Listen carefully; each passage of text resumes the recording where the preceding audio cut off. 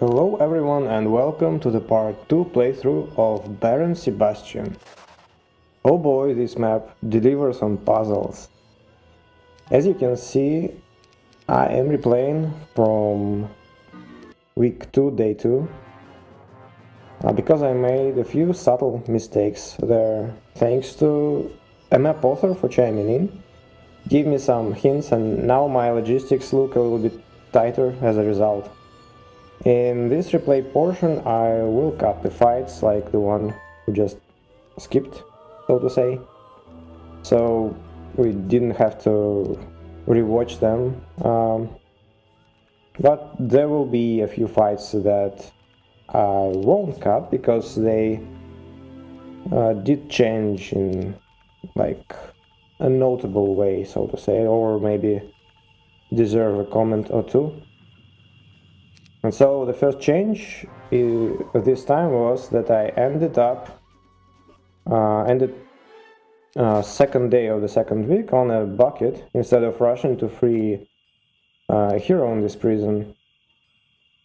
And the reason is that it turned out that I will actually need the landmine spell later, which I skipped in my part 1. Which is unfortunate because that's actually not a great spell, and I know that it can be pretty damaging, but I don't like its random nature, and also it's actually useless if you fight enemy on its native ground, so kind of generally dislike this spell, but as I'm told it's actually still gonna be required later. Anyway, now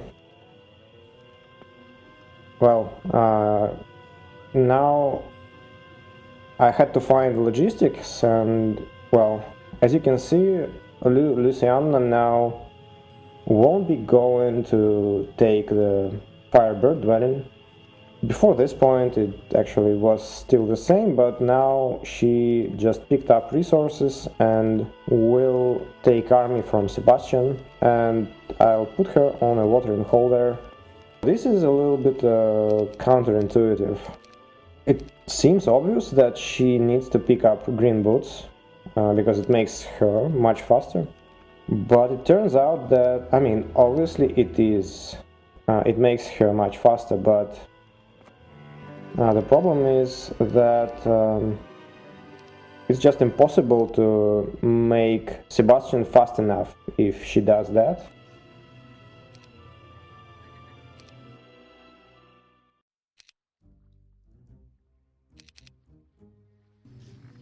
There is actually a hint in text that tells you what she needs to be doing, and I missed it in part 1. And so basically she has to cover a lot of ground without boots. Like as you see, she's traveled a lot this time without boots, so that Sebastian could go forward, and then she'll cover a lot of ground without boots still. So another change, I took 3 satyrs with me to fight this fella, and as you can see, that's kind of an attempt of bajillion. There is one thing that I did not figure out about this fight, and I'll explain why it took me so many attempts. Well, maybe like not this many. Maybe you can take away 1 digit there.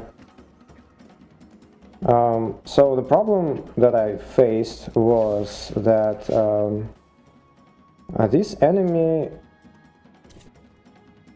he has Armageddon in his spellbook, and the problem is, obviously I should have come here with more mana. As I know now, I could have visited a Magic Well day 1, I think, of week 2, which I did not replay. So I could have had more mana and it would be a little bit less of a problem, but it still is a problem because the main problem is that if at any point I myself or enchanters cast Bless, then this fella immediately responds with Armageddon. Even if at this point his elementals are already dead, like here, and even if I killed like, let's say 400 sprites, so he would cast Armageddon. So that forced me to replay so many times because enchanters are just were not very helpful, let's say. Okay, they were casting blasts at worst points. And now the thing that I did not actually realize, which I was later told by the map author, and a thing that actually is something that is a very good habit to develop, it seems like, for a map like this. And the thing is that the key to solving this fight is to unequip some of your items, primarily reduce your stats, like remove a sword, for example, remove a shield, something like that. And why it works is that basically at any point AI evaluates strength of your army and strength of its army, and if it thinks that it's not strong enough, then it may just use Armageddon and like sacrifice 200 sprites and be done with it, right? And so it seems like adding just 3 satyrs actually makes your army just enough too strong for this AI to kind of actually tolerate any bless, or like any, even at times a stone skin could result in the same. So it's kind of an interesting thing. At some point you kind of have to learn something new. And in this case, basically, well, the thing to learn is to actually consider what AI thinks about your army. So kind of unequipping items here works wonders. I did not actually try this fight without items, so on my end it's just kind of believing what I was told, but it sounds reasonable because in comparison to my first successful victory here, all that is changed on my end is just I have 3 more satyrs, which is definitely not much, right? So you can imagine that it increases my army value by like a very small margin. So removing like some stats from my hero should counteract this change. So there are some hints. I was given some hints, and as you probably already realized, this is a puzzle map, and I think in isolation most hints that I received are pretty small, and I could have solved related parts on my own, but that's in isolation. Like in general, I think I would have solved most, but there was one part of this map, like a portion that begins in week 3. I think it's just so diabolical in terms of difficulty, and it's just full of small nuances that I think it's just almost impossible to line everything up. Like for me, I obviously speak from my own experience. So another learning opportunity for me here is that I actually had no idea that sacrificing a unit at altar gives you more experience than you get from killing it. In this case, I sacrificed all 13 satyrs, and it was enough to get me, just enough to give me a level 11, and I didn't have to sacrifice an artifact there, which Luciana will need later, so that's important. Now Luciana also has just enough movement to get on the watering hole there.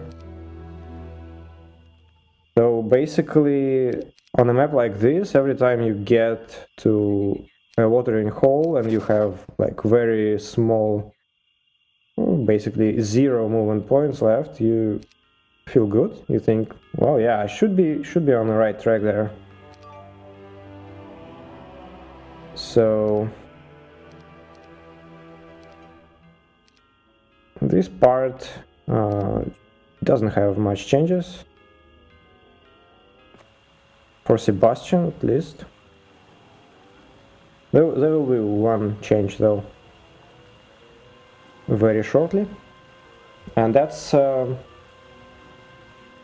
is a beautiful puzzle based around a hero experience, which finds its resolution at week 3, day 2. But it actually requires you to sacrifice 13 satyrs. I sacrificed before that, and also it requires one other change, which I actually I noted and I commented in part 1. I said that it's kind of something I worry about, or something like that. I'll mention it when we approach the moment.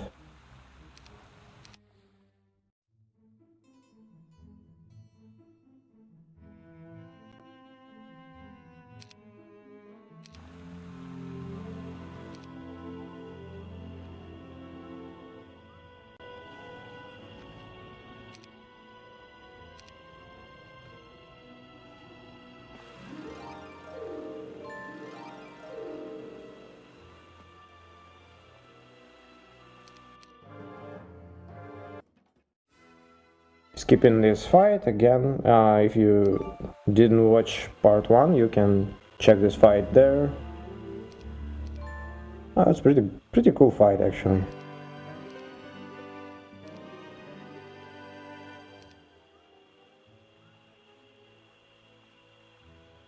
Okay, I think I did not mention it, but you have to remove the quest guard there for this hero, green hero that is about to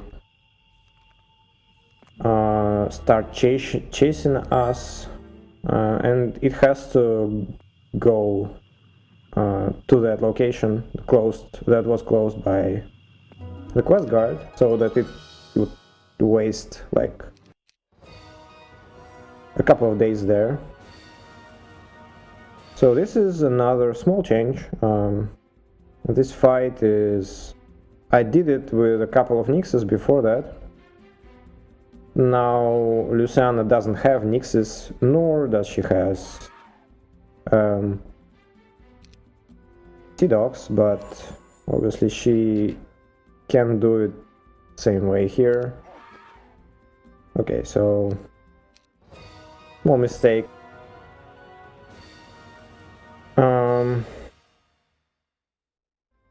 So it seems that AI in general prefers hitting last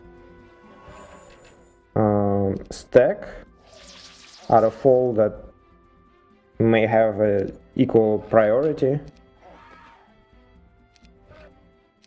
So you wanna put your first halberdier one above marksman and 2 other stacks. To have 2 other stacks to block from the right side. But it's a pretty easy fight in general. Kind of a nice little thing to learn though, that I mean, I'm not sure it's kind of 100% always the case, but I feel like it might be actually that AI strongly prefers, maybe always even prefers to pick last target, last one in this case. Definitely something useful to keep in mind in future. Okay, so this is gonna be a fight that changes not much though. In general, it's still the same fight. So in this fight, I mentioned in my first playthrough, in my first part, that it has a very peculiar number of pit lords and imps. In that 12 pit lords can raise up to 17 demons, which is exactly the number of imps, 153, that you would need to raise 17 demons. So, and you have to actually make these pit lords raise 17 demons here exactly for the experience puzzle later, which frankly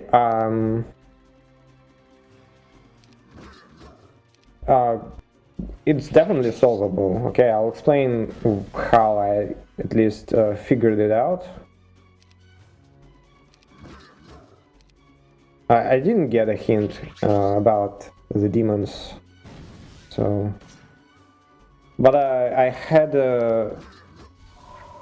like a map author actually told me that there were some mistakes that I actually spoke through or something like that, so I had an idea that it should be something about this fight, about these demons.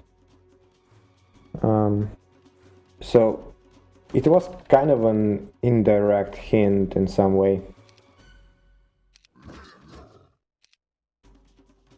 But it's definitely actually something you can figure out on your own without a hint there.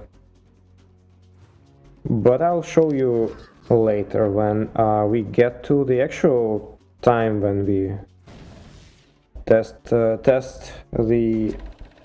our experience for the puzzle.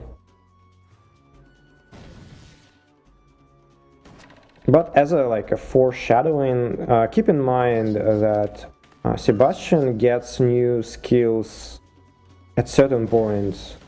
So Sebastian learned Earth Magic most recently, I think. I think he'll learn Fire Magic after this fight. And he's gonna have one free slot after that, free skill slot. So if he levels up when he doesn't have an undeveloped skill, not fully developed skill, for example, if at this point he has all known skills at expert and he gets a new level, it means he wastes a level up, basically. And we need to avoid that. If he does it, he doesn't get to develop skill in time. And we also need to actually get to a specific level in time, obviously. Okay, so I think we get Fire Magic somewhere around here. Yes, we do. Okay. So Sebastian has one more free skill slot at this point.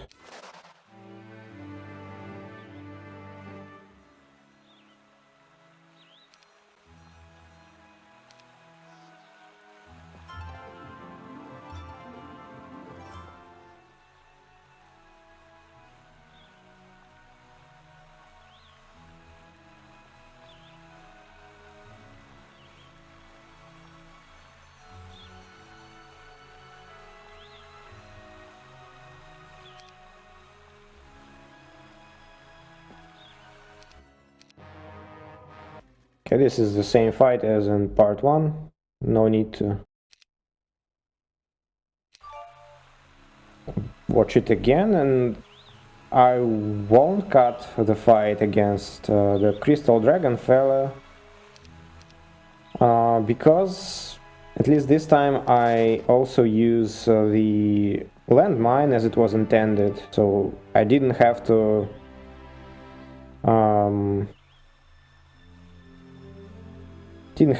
get this much farming in terms of accurate shot,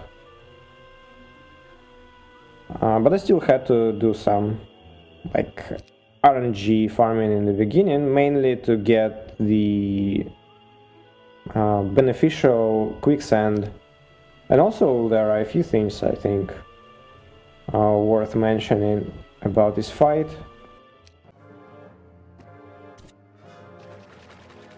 So I figured, and I was told that you don't really have to do that,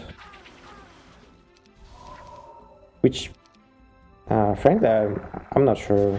So what I'm trying to do here, I want to keep 2 nymphs alive. And all these moves, basically I want to maximize efficiency of the quicksands I threw down.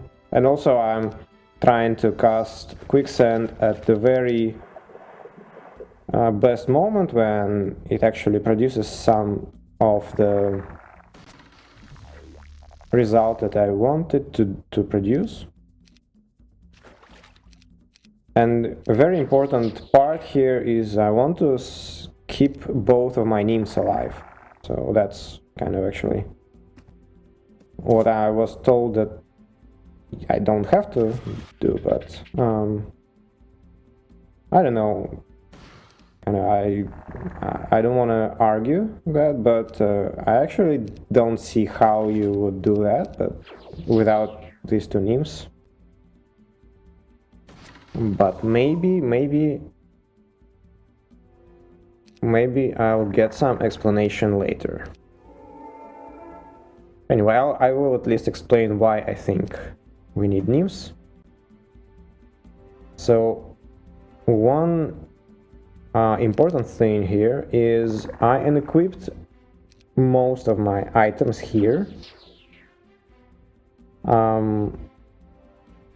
so that I don't think you actually need to do that, but I don't think it helped me here, frankly, but I'm not sure. Maybe it does, maybe it doesn't. The problem I faced here is that if I overdo with quicksands, enemy will actually will cast Dispel. In my first attempt in part 1, he would actually run out of mana casting Clone and then cast Dispel most of the times, and in this one, as you can see, I actually do not kill the clone right away, so this way he maintains a little bit more mana for the most part. And now the problem I faced is that, well, I think I said it, but like, just in case, if I just overdo with quicksand, he would just cast Dispel at some point, probably seeing that he would need, like, I don't know, 10 turns to reach my units there, so kind of something of a thing to keep in mind. So you don't really need to cast this much quicksand. All you need to do is to make sure that dragons do not reach you, like, well, they have to maybe spend 3 to 4 turns to wrap around this big obstacle chain in the middle of the battlefield. And then you just spam landmines. So I also will try to guide this fella now. So as you can see, he's trying to wrap around go from the same side, and there are a bunch of mines on the battlefield that he just naturally doesn't come across. By the way, I'm also a bit lucky here. I was banking on the fact that he would cast haste there, and lucky me, he did.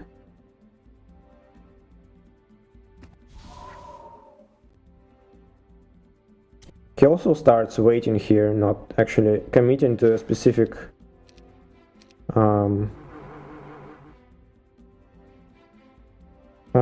so waiting means that he can actually make 2 turns in a row. So you have to be aware of that. So for example, if I skip now, he actually might be able to kill Nyx's if he is aware of the second quicksand. So he might... And now I moved finally nymphs along the bottom row, the bottom edge.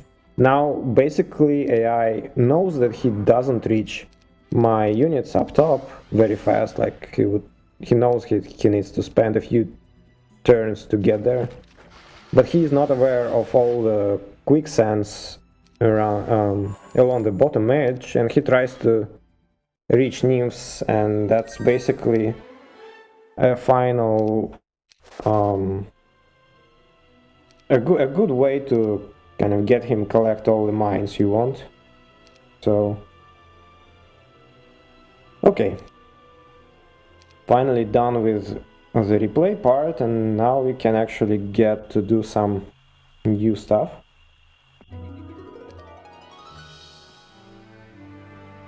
So we will double our mana again.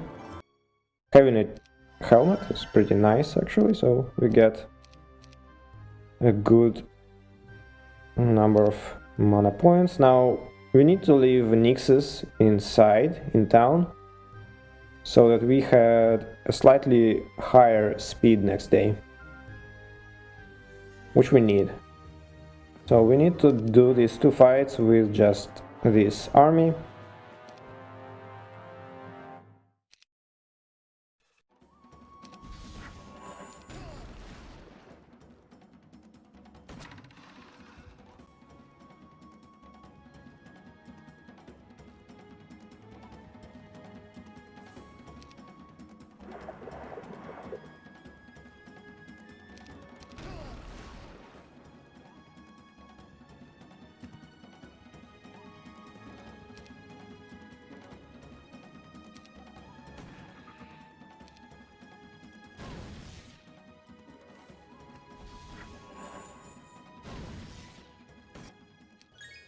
I got a bit lucky with accurate shot, I think, on dragons, but I think it's, I mean,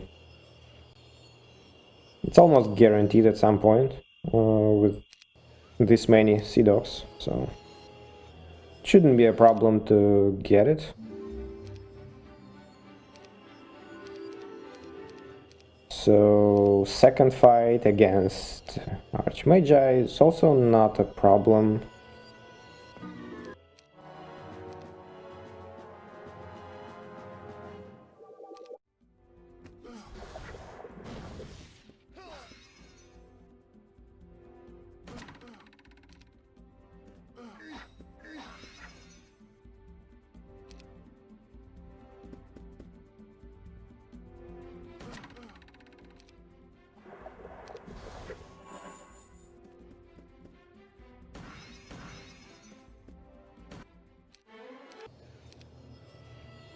Okay, we get advanced fire magic, and that's last skill that we don't have developed, and we need to leave 1 sea dog here, otherwise we won't have enough money to hire bounty hunters later.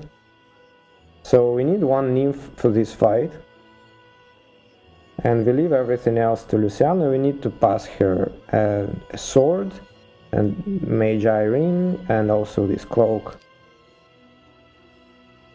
And I think that's it. So she will keep this cloak for herself and pass everything else.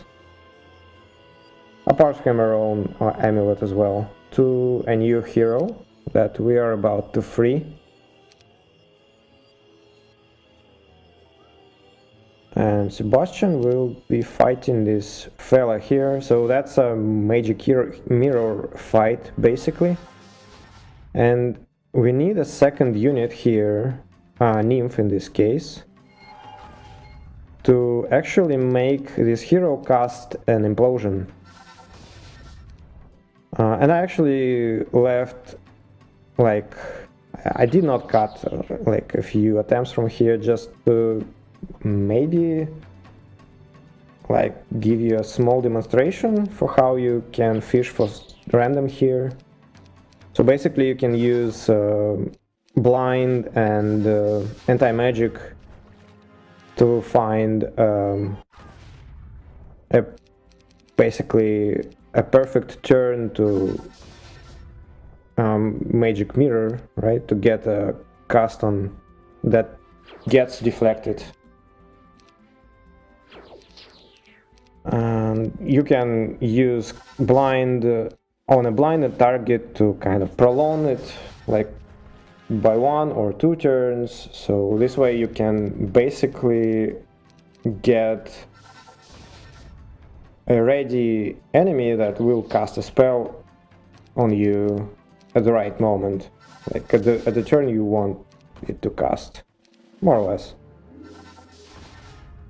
And nymph is required, as I said, so that he would actually cast an implosion. If I did not bring a nymph, then a fairy dragon would be casting a spell, and fairy dragon spells actually cannot be reflected with a magic mirror.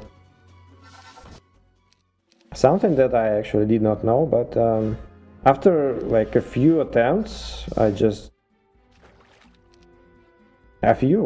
quite a few different attempts, I just did not see a single reflect, and kind of thought that maybe it is the case, and actually it turned out that yes, their spells cannot be reflected. It's also important that you bring a nymph because you cannot trade again with Luciana. Their moves are like very tight, for both of these heroes, and Sebastian has to end the turn with only a firebird, so he basically has to lose a unit that he brings here, and we just can't lose any other unit. So we got a fire magic expert, and he's gonna end this turn next to a portal. Lucian frees another hero. He has a few pretty cool fights and a very difficult role, which I don't think I will be able to figure out without a hint.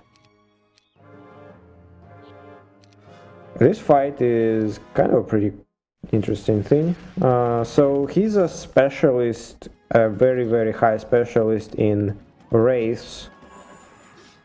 So wraith has like a bajillion attack and defense, but that's just wraith. So we have to bring a sword, and we have to deal as much damage to these dogs here, so that they would not be able to kill a wraith. So if you don't bring a sword, they kill a wraith. They deal exactly 18 damage. 31 dogs deal 18 damage, and 29 dogs deal 17 damage. So that's just enough for a wraith to survive. And also the firewall in the beginning was very important. It killed 4 dogs, I think. And also, if you wind it back a little bit, it was a perfect position for this dog. It was just one step shy from hitting a wraith for one turn, and it blocked the path for other dogs as well. So kind of a beautiful setup there.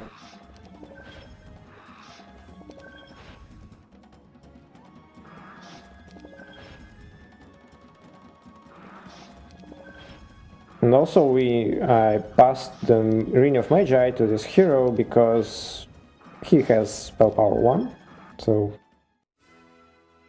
you want his spellcast to actually last for some time.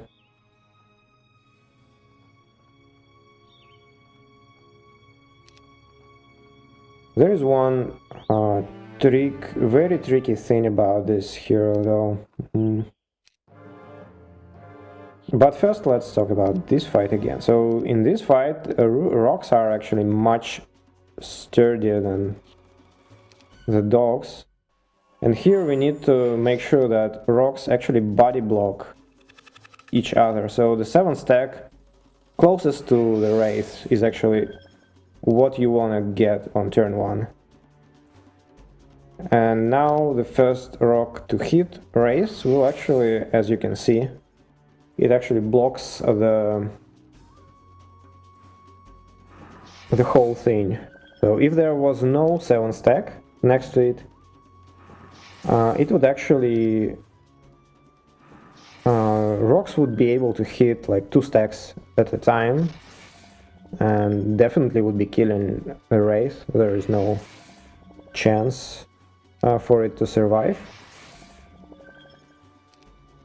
So basically that's the thing. That's a pretty cool fight in that way. So you kind of actually have to figure out that you need to body block AI a little bit. A very nice technique for fights like this. And now this event is actually was, I think, was a contributing factor to me coming to a wrong conclusion later on. Maybe it is required for this fight. I actually did not play these 3 fights until I figured out the logistics more or less.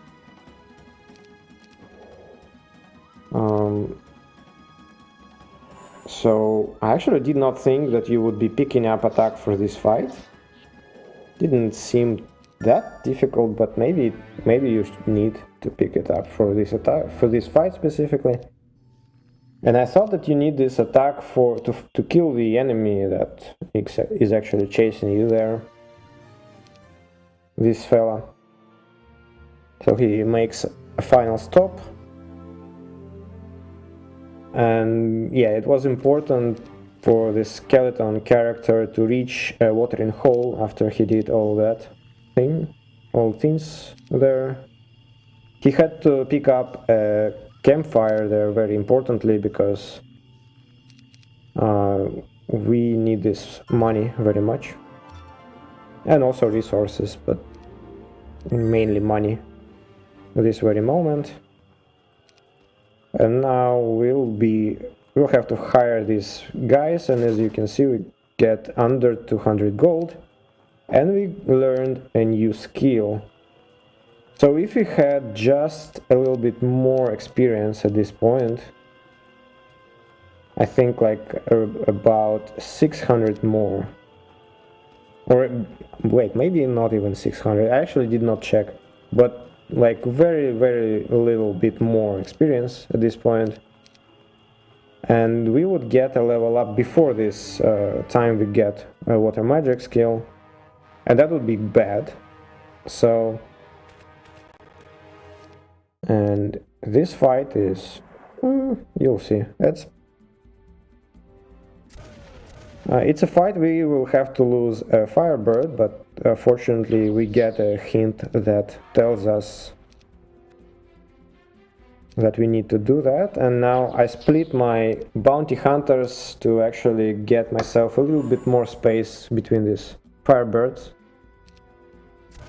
If you don't split it, you can get a similar setup, but you'll have only 2 tiles between them, so you won't have a space to shoot from. And now that I have 3 tiles, I can shoot at them without trouble. I also am waiting with 11 stack. He has same speed as firebirds, so if I wait with him, they for the most part will actually be will not have a defense bonus, so that helps me a little bit with killing. As you can pay attention, like when I hover over firebirds, sometimes damage is 488 and sometimes it's 448, like it was just a moment before that. And 448 is basically a damage you deal with against a firebird in defense state.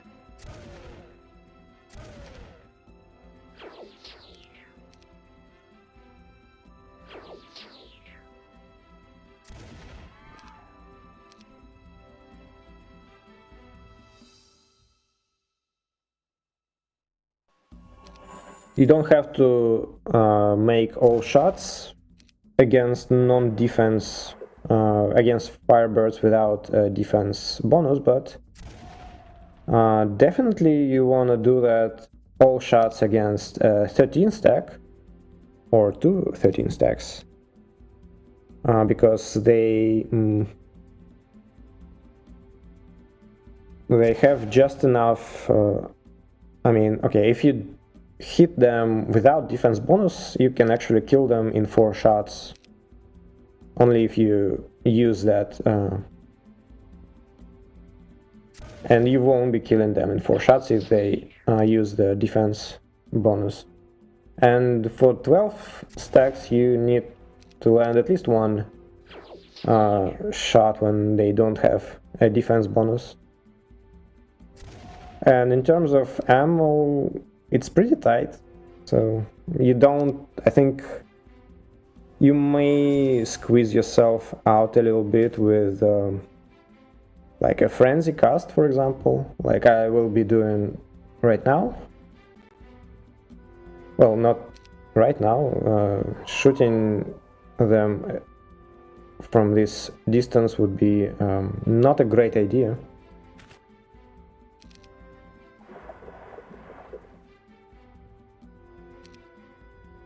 I did cast haste on these fellas so that they would have a turn order priority next turn.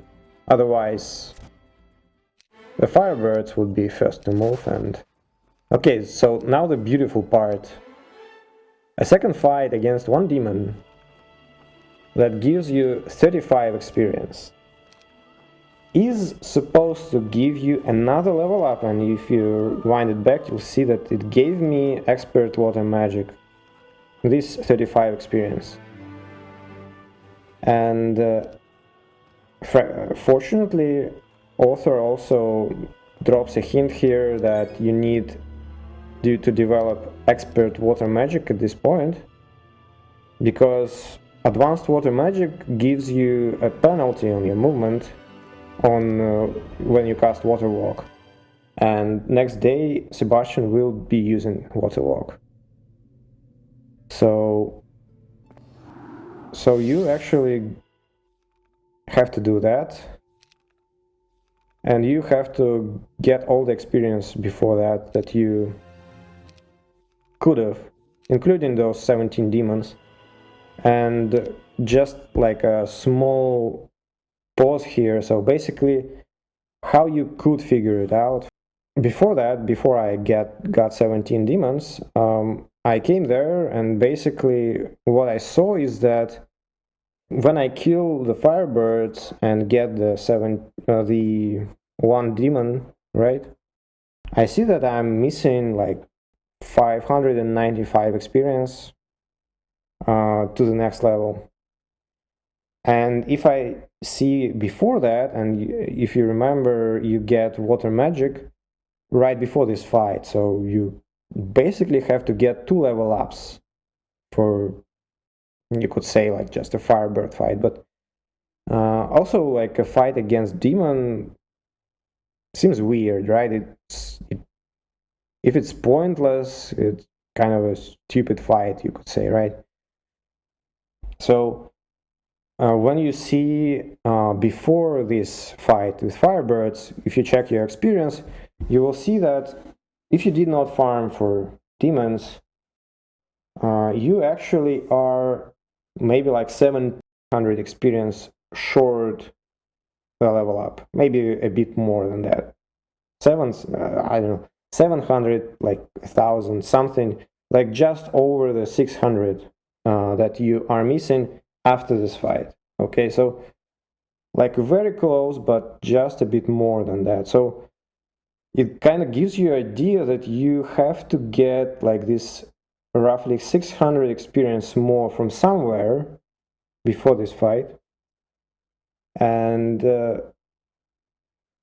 if you get more, then it's too much. You get a level up before this fight, and you never get expert water magic in time. And so kind of that's a very narrow window. And when you think about it, like think back, like I did in this case, you kind of can instantly recall this fight against pit lords and imps. And 17 demons actually gives you exactly the amount of experience you need, 595. So that's basically how I figured it out. But I think, like in general, you could just I could follow my intuition there, so I just could have farmed them right away. Anyway, let's continue, because and that's why did I pause here, because I think this fella also requires some discussion, so to say. I found this battlefield using a Battlefield Explorer, a tool that allows you to preview a battlefield based on a terrain type and coordinates. It turned out that we fought a couple of liches here in the very beginning. My thinking was that I need to kill this barbarian hero with this skeleton of mine, and a fairly obvious solution for anyone who played any challenge maps in the past is putting harpies in an inaccessible tile, which this battlefield very graciously offers. The huge attack boost event that I picked up before that also reinforced this idea, because I just didn't see it required for any of 3 fights that I actually did not try anyway at this point. Now, we can kill this hero this way, but it doesn't work, and here's why. The enemy hero has some artifacts that he very obviously doesn't need himself, and that are intended for Sebastian. Artifacts like an air orb or shackles of war, or even other artifacts he has. Without either of them, he would be fulfilling his role of an unbeatable enemy very well, or rather say, a conditionally beatable enemy. Now, the problem comes in how do we get these items to Sebastian. This fight takes place in a very, very distant part of the map. Skeleton hero doesn't have any pathfinding or logistics, and it would take him enormous amount of time to reach anything. Especially considering that Sebastian needs shackles in about a couple of days at most. For some time I was looking for some other spots like this that would be closer to a town gate that Sebastian used to get back home after fighting a hero with crystal dragons. If this fight took place closer to that town gate, Skeleton might be able to reach it fast enough and pass the items, because Sebastian would take a town in a couple of days, so that would be a perfect place to meet, to have these heroes meet each other.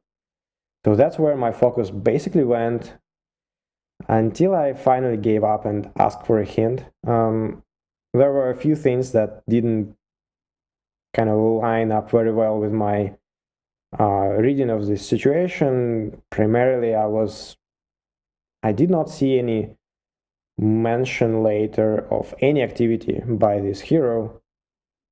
Reading messages and things, it just is gone, so it would be hard to miss it if he was actually intended to meet Sebastian and then probably do something else, right? So, well, it turns out that this fella isn't supposed to be winning this fight at all, and that was a huge hint for me. And by the way, later I found out this hint is also present on the map, but it's given only if you take a specific town by day 135, as it was intended by author. Unfortunately, my map editor doesn't display Cyrillic properly, so I couldn't read it there, and I didn't see this event when I was testing things before that. Interestingly, but if you read this event, it actually gives this information and even a bit more. So it still took me a bit of time to understand that Sebastian actually needs to receive these items personally from this barbarian enemy, because I didn't see this event. Anyway, at this point we know that this enemy is supposed to be killed by Sebastian. However, this skeleton hero still has to have a purpose here. He had to finish previous day on a watering place. There must be a reason for that. If all he needed to achieve was to grab a campfire and resources to be able to hire the bounty hunters and maybe resources for some later time, he wouldn't need to all these rally flag visits and ending his turn with 0 movement points on a watering place. So what is the purpose then? Well, a big hint is right now on the left side of the screen. That's enemy's spell points. Why does he have 250 out of 10? Anyone sensible, like putting anyone in the place of a map maker here, right, would just give him 25 knowledge if they wanted him to just have 250 mana. There is no reason to give him 1 knowledge and still give 250 mana. Or is there? Well, there is. And since we are still on this specific tile, which could only be reached from the watering place, this hero ends the turn, and we could have used it to kill him, but still we have a wraith in our army, and now we could use this wraith to drain his mana dry. On its own, it doesn't explain why giving him 25 knowledge wasn't enough, but the answer is very simple. This hero will visit a magic well after this fight, which will bring us to another part of this amazing puzzle a bit later. But anyway, let's continue.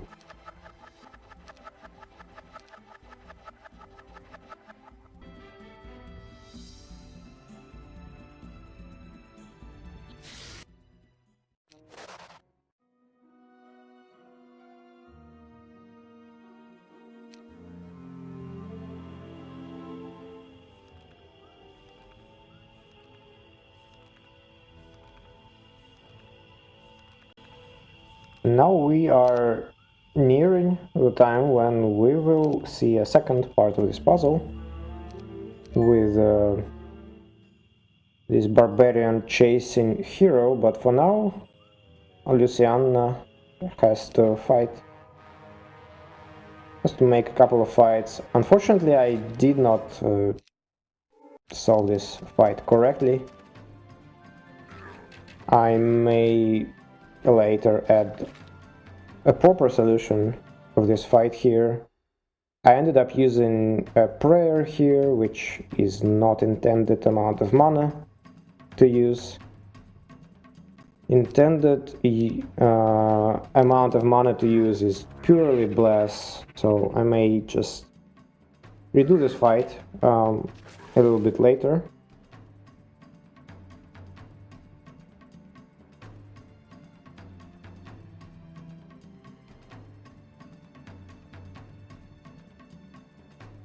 And obviously the problem is that prayer is 8 more mana than the bless. And the next fight is more or less a mana check for this hero.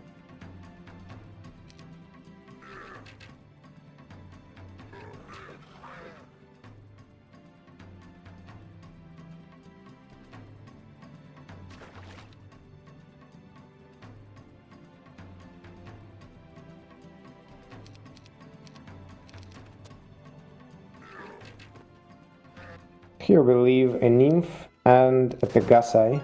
It is mine.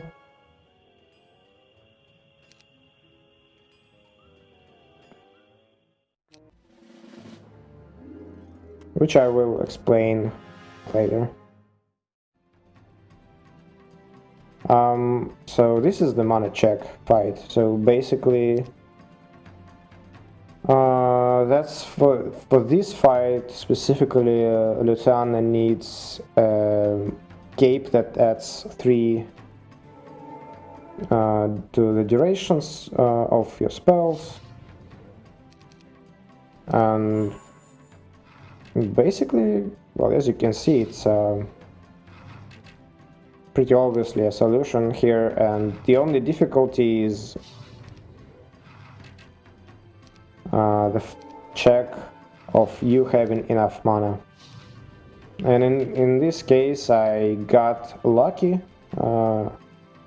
Marksman will get morale.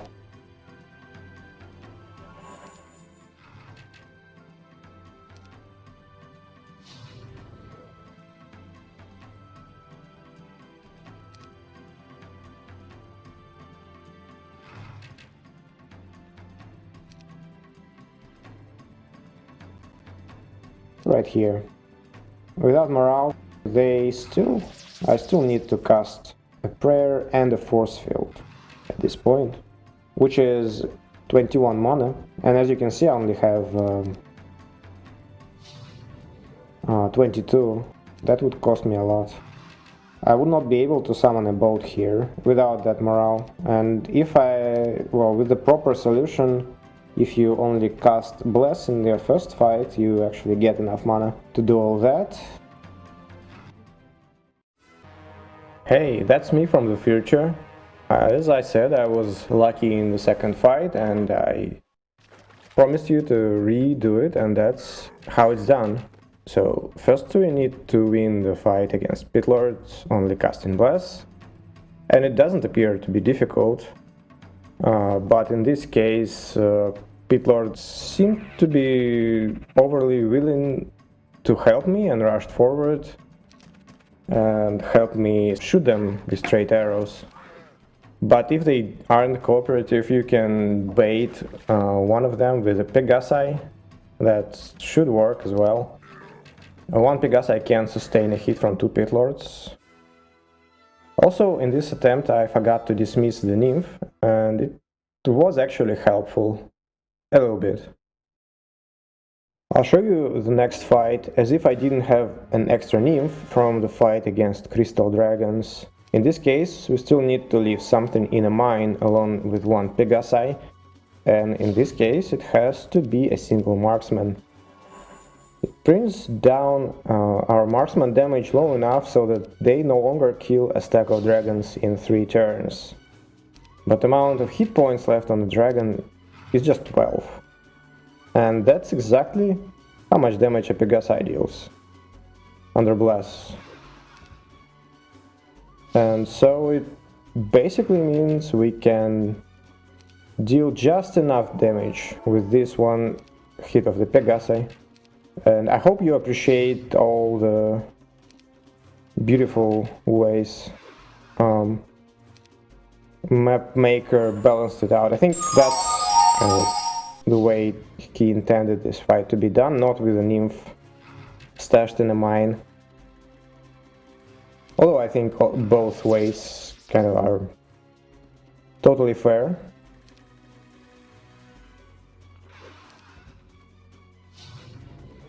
So now that we have 116 mana for this fight, we can actually afford casting an extra prayer and a force field here. And we have 9 mana left. That's enough to summon a boat.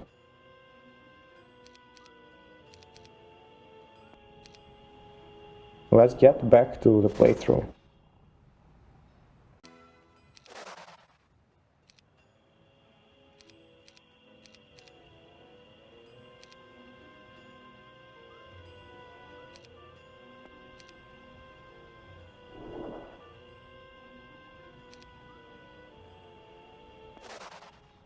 Here, Luciana needs to do a few things. She needs to pick up this barrel, that's 8 gems, we need this. And she also needs to pick up 3 of the easiest to get 5s of wood, and that's also very important. We need to disband one of our units, doesn't matter which one. And that's not very obvious. At first I thought that I need to disembark. For some reason, this orange hero doesn't summon a boat, I thought. When it kills Luciana on water, it doesn't summon a boat. I thought, like, why? We know that AI does summon a boat. And Sebastian also, as you can see, comes to a place where he will be fighting this fella. And 2 units here to actually make sure that he casts a haste. I'll get back to this Luciana thing later. For now, it's pretty easy fight. Just like a few things to note. I put sea dogs on the bottom edge, in the bottom corner, so that basically, why is that? So I know that unicorns are first to move. And I see that they will be standing like this if their preferred target is along the bottom edge. So that's why I put sea dogs there. And as you can see, Minotaurs are still able to get through, but we can deal with them. That's not a problem. Also, as you can see, this hero has a Ring of Oblivion, so we can't really use a resurrection here. And obviously we had to have this enemy cast haste when he took a mine, which is, I think, at least when I tested it without a nymph there, he actually would not cast a haste. Maybe you could leave a marksman instead of a nymph there. Like, I think with 16 marksmen you would be short 12 damage when you're killing dragons. So you would spend 3 shots, that is 3 turns, that is 6 shots with marksman against each stack. And it means that you would basically have to use Pegasi to deal 12 damage remaining. I think they might be dealing just enough. Not sure. Maybe they deal 11, I'm not sure. It's kind of very close, so maybe that's the intended solution there. Not sure. And obviously if he doesn't cast haste there, then he casts haste here and basically deletes you from existence.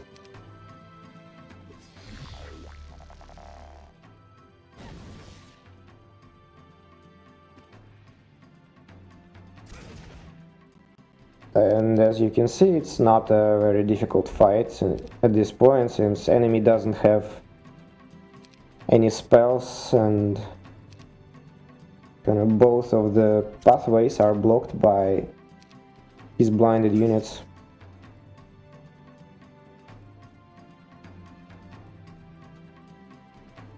It might be important to get a slow cast by enchanters, Probably important. Or haste. Maybe haste is maybe also acceptable. I'm not sure, but you definitely can get it. Can get them cast whatever you want with some changes to positions of your units and etc. etc.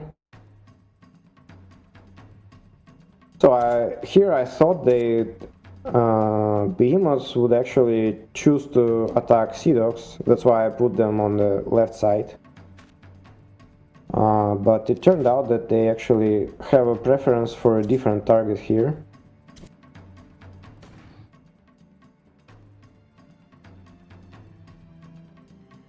Not a big problem.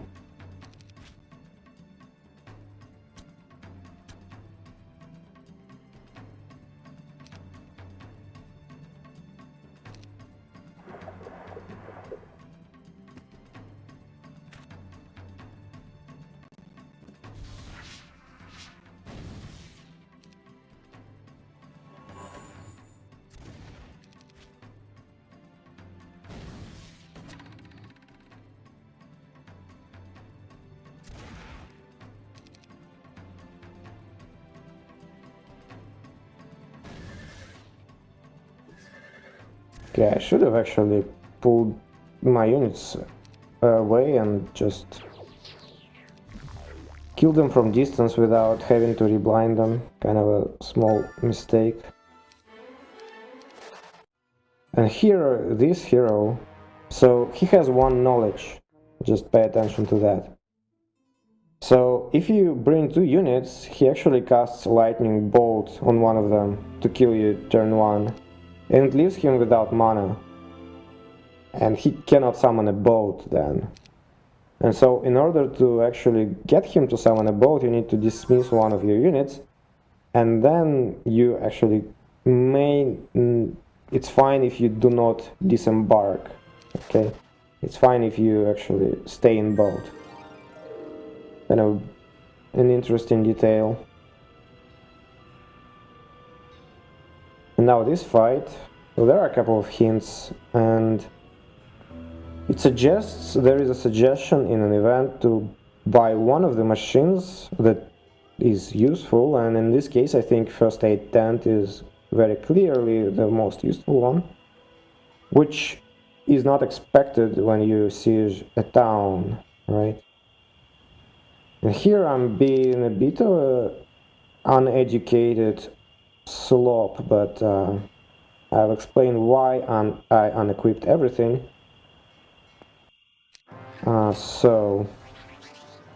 Well, first, those of you who may have watched my Mysterious Island playthrough, you probably already got an idea what's gonna be the main tactic here, and that's clone bombing. So what is very special about this fight? So this enemy has a very high resistance, like 80% or maybe 70%. And he is also an armorer specialist of a very high level. So none of your attacks deal any damage. So basically, automaton explosion is more or less the only way to deal with them. I needed to work with his resistance a little bit to get like a good forgetfulness cast turn 1, and use 2 of my clones to destroy my own catapult, so that walls do not get breached and he doesn't come out. Now, why did I unequip everything like a moron?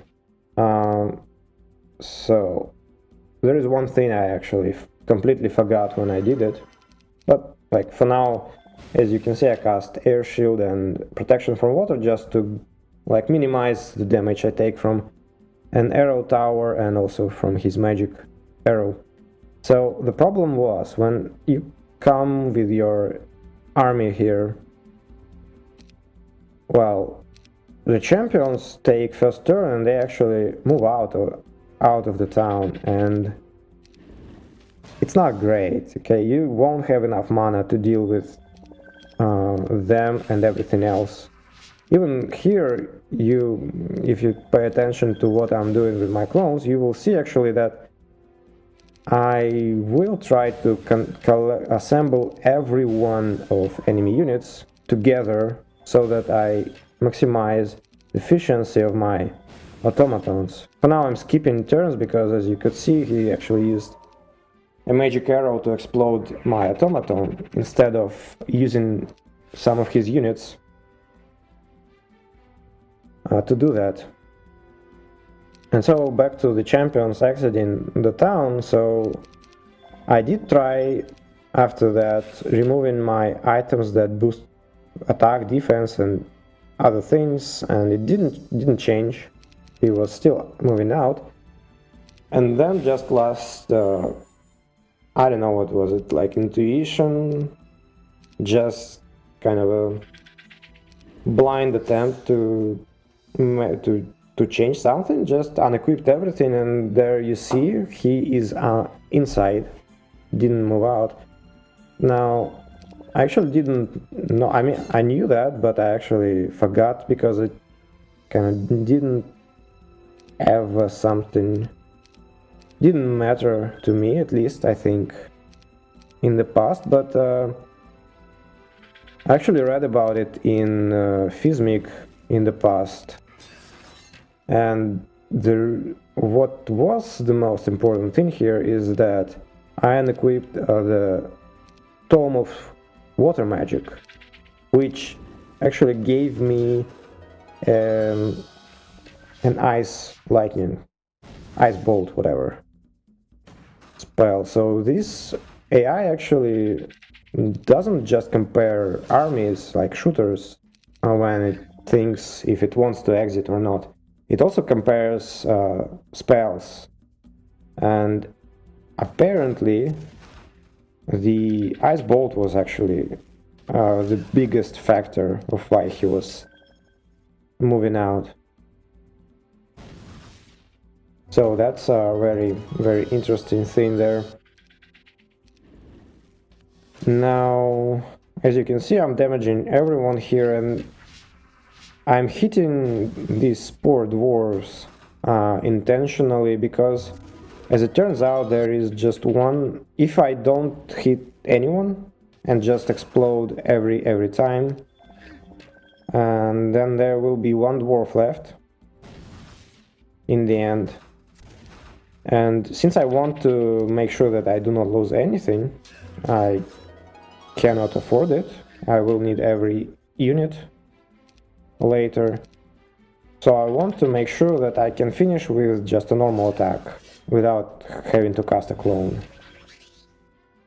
so that I could resurrect, right, the same turn. So basically that's the way this cookie crumbles.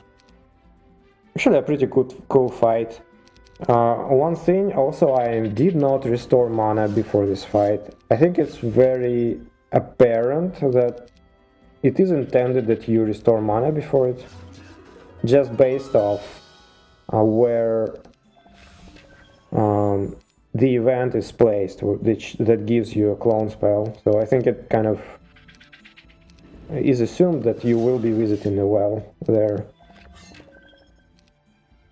But I thought that I should have enough this way.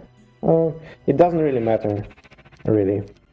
If you restore your mana, you basically have will have 100 mana points after this fight, and you don't need nearly this much before you get to restore it again.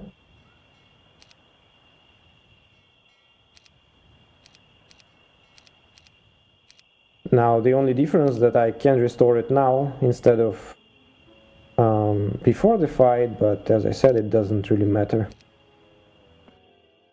So we need to get a level 4 here, and also since Luciana picked up a couple more wooden stacks, we can actually buy a boat, and we need to finish this day sitting in a boat here.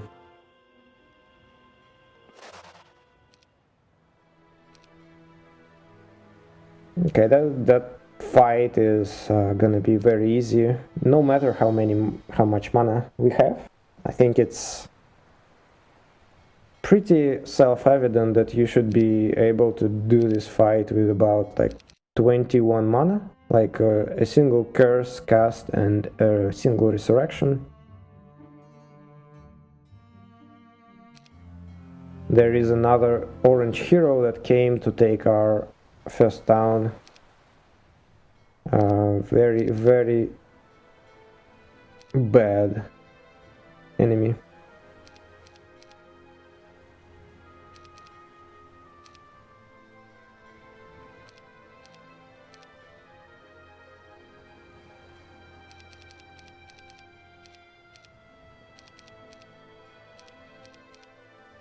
We got a nice sword there.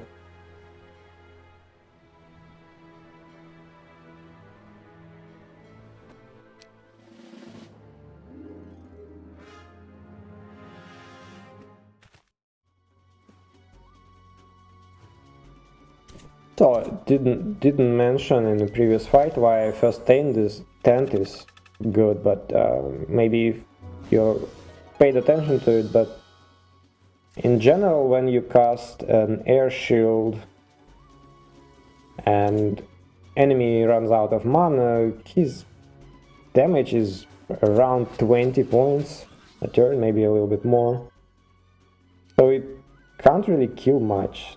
Kills one sea dog, but then you kind of heal up the second that is wounded, thanks to a first aid tent.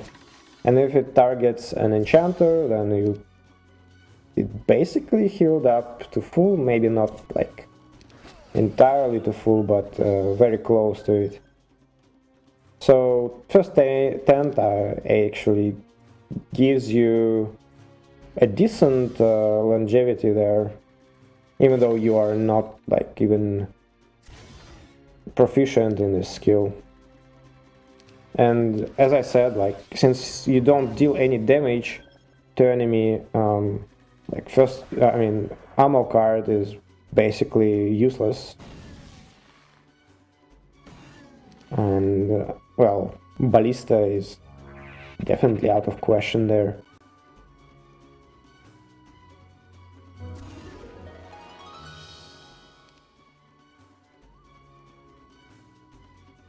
Although, I don't know, maybe you can actually do this fight without a first aid tent anyway. Maybe.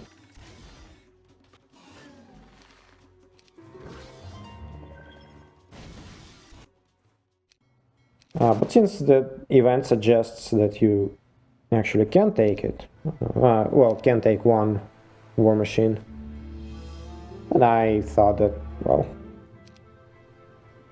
I will oblige.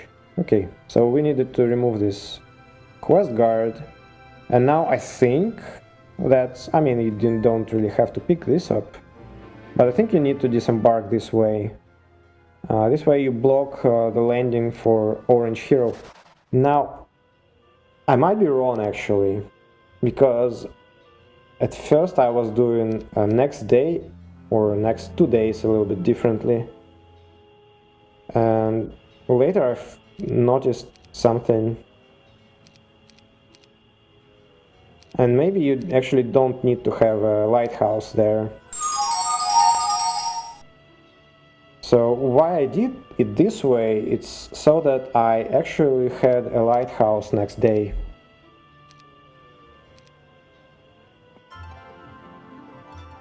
I'm not 100% sure it's actually required.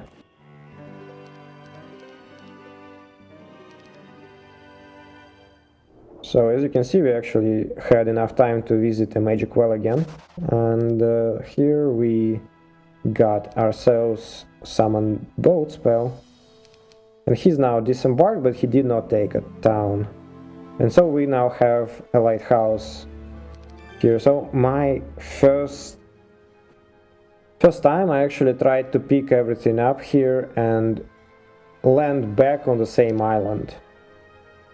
And you have enough to do that with lighthouse, but you don't have enough to do that without lighthouse. And you actually need to pick up a chest that is to the north from here.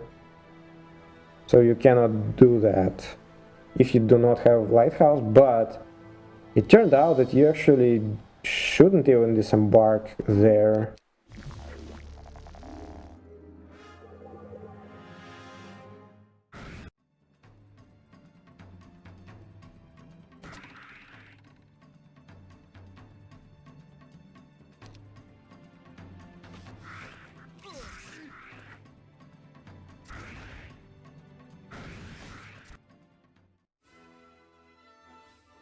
I think I was supposed to replay it. I think I replayed it. I do remember that I did this fight. Ah, yeah. Okay, I messed up with mana here. I'm not sure, like, it also probably doesn't matter really.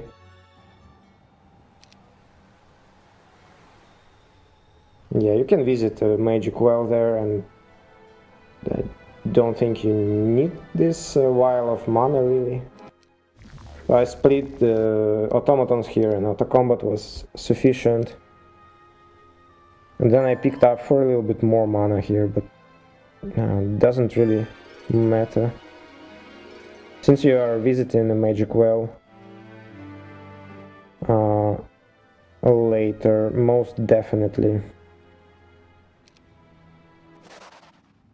So I disembarked here, and previously I was trying to disembark on a different island, and here I ended without movement points, but actually wasted time getting back to the buoy. So maybe you can do that without a lighthouse actually. And disembarking on the small island where I came from actually prevents our orange hero from getting on a boat, so he would stay next to a town. And that's bad. He must get on a boat the same day. Maybe it's not intended the way I did it. It works. Maybe something is slightly different. It should be irrelevant at this point though. Alright, let's forget about this small logistical exercise for now, and let's get back to fighting. We'll need to be fighting this hero next, but first, message suggested that we need to regroup before fighting him, and by regrouping it obviously means we need to take this mine and stash some of our units for this fight.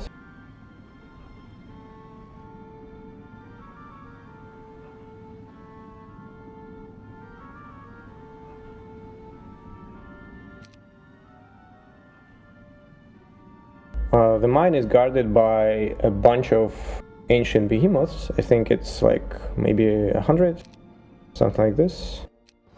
Just over 100. Okay, not just over. Looks like 120. And there is this nice obstacle in the left bottom corner, which I will be happy to abuse. In general, it's a very easy fight, I would say, especially with these quicksands. So it's more or less just a damage check for us. The fact that, I mean, not really like damage, like more like an ammo check, and also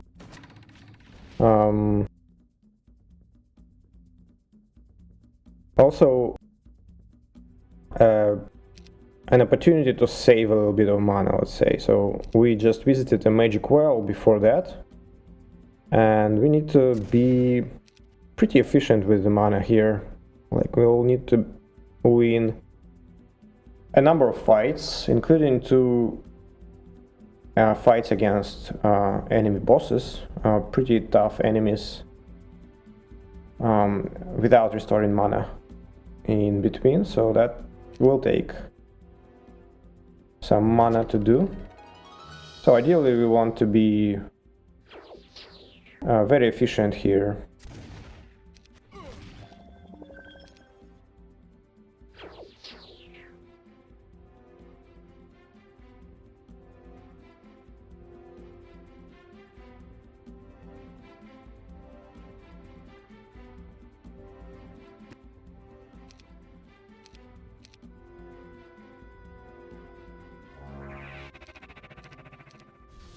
just swap my units here, so that all of my shooters could be shooting without any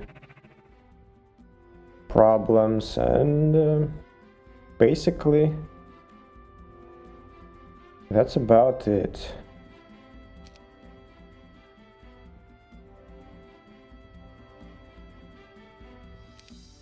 As I see, I think I'm using a necklace of swiftness in this fight, probably.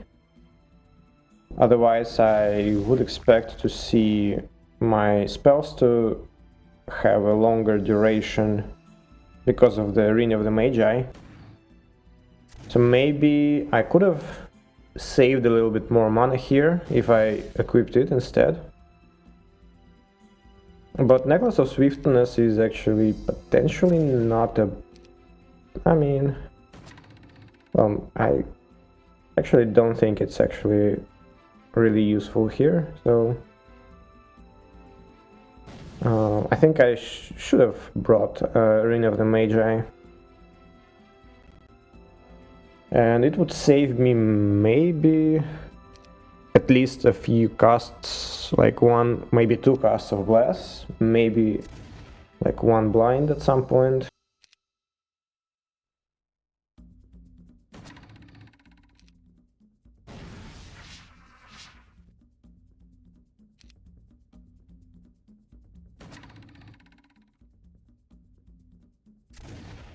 In general, it's just, as you can see, a shooting gallery here.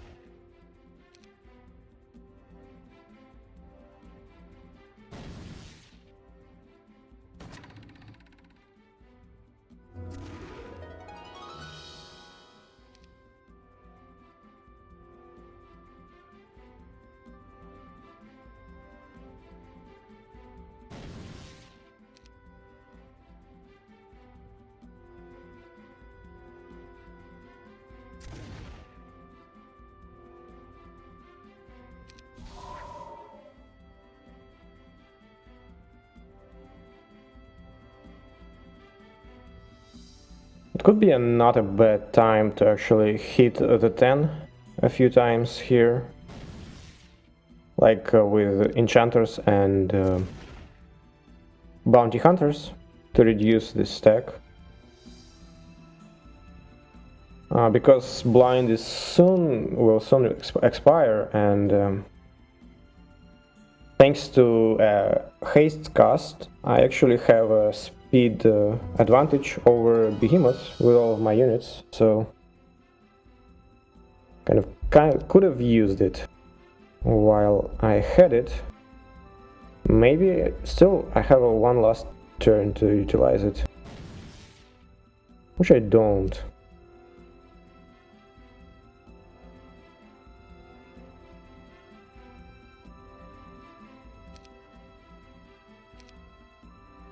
Probably a minor mistake. So yeah, so at this point I will have to either just blind them without dealing any damage, or maybe, I don't remember, maybe this 10 stack, it depends on the order, on its position, like in the starting lineup. If it's not the first position, maybe I could hit it like once or maybe twice even.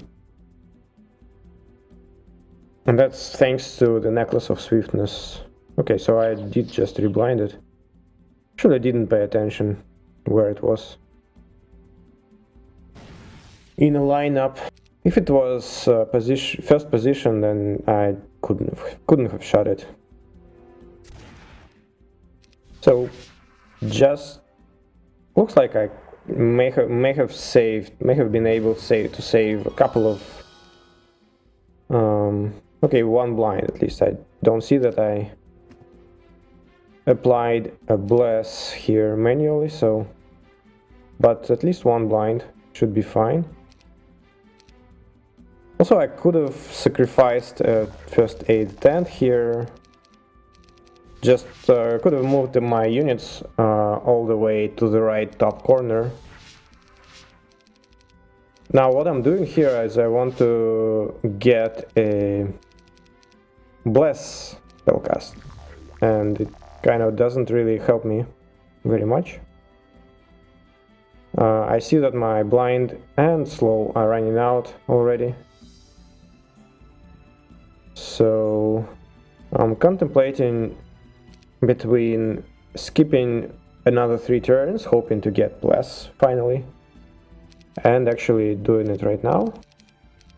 And I got a stone skin, the best spell it could have given to me, so not really happy with this part.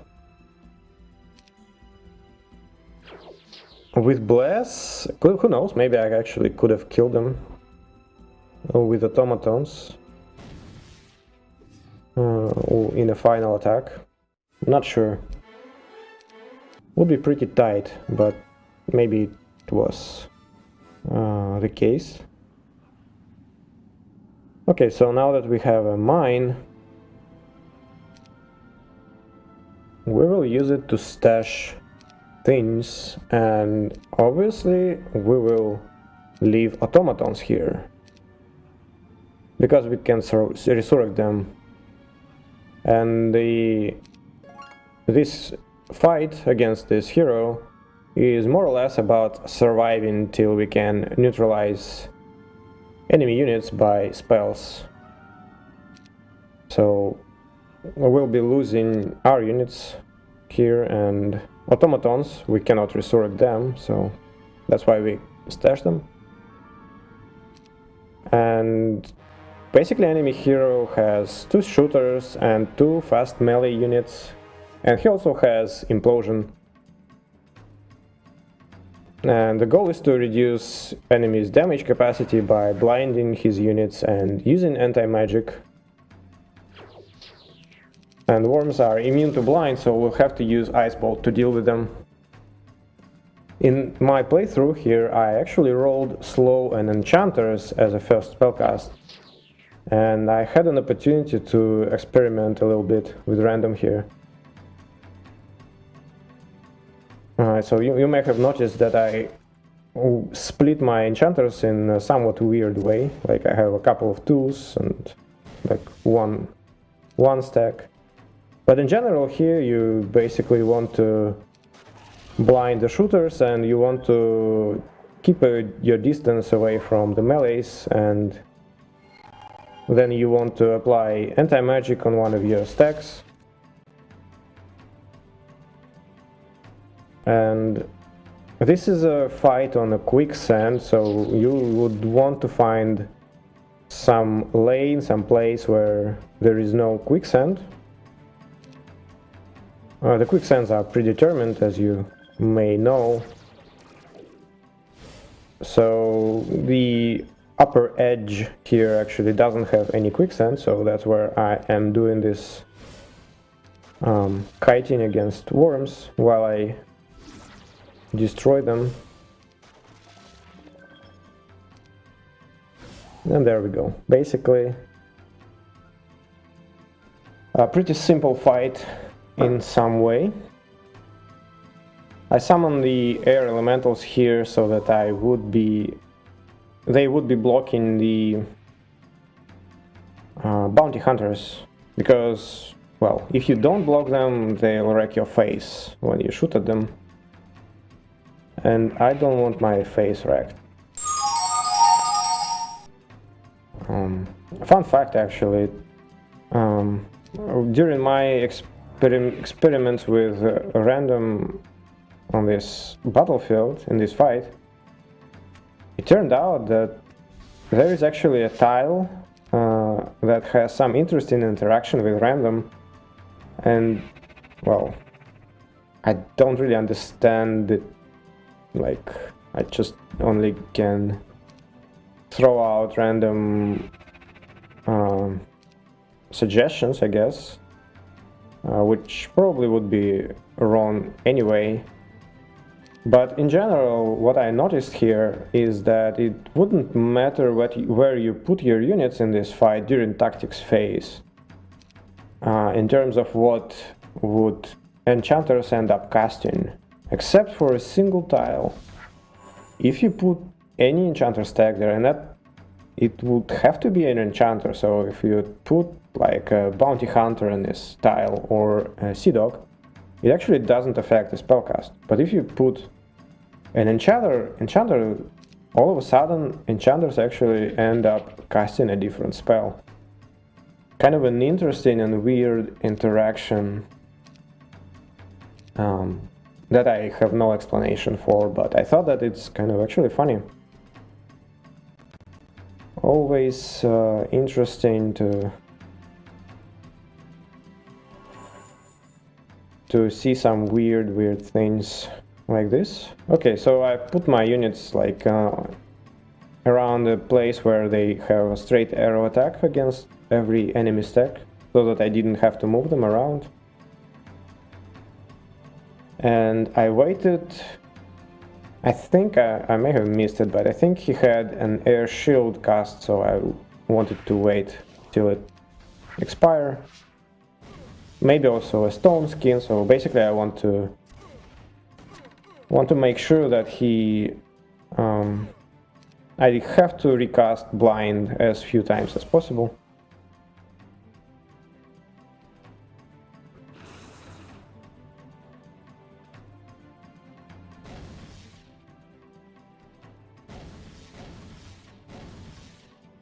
And you want to recast blind here because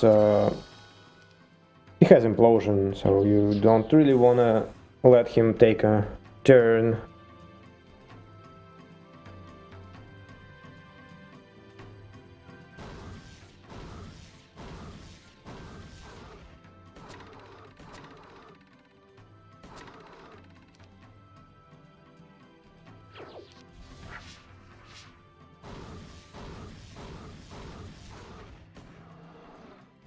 Okay, his slow is running out, but my units are faster actually, thanks to the Necklace of Swiftness.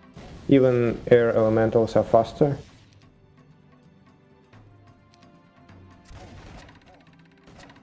Okay, maybe a ice bolt. Okay, perfect. Saved a couple of mana points. Okay, now I want to show you a proper solution. I got to know that in this fight players aren't expected to be rolling specific spellcasts on enchanters, and I wanted to show you like basically how you would be doing the same thing. Well, I rolled haste here, so I will restart. And now I avoid the tile I mentioned before. Now I put my enchanters a different way, and you see I have this air shield. Probably one of the most useless spells they could have cast.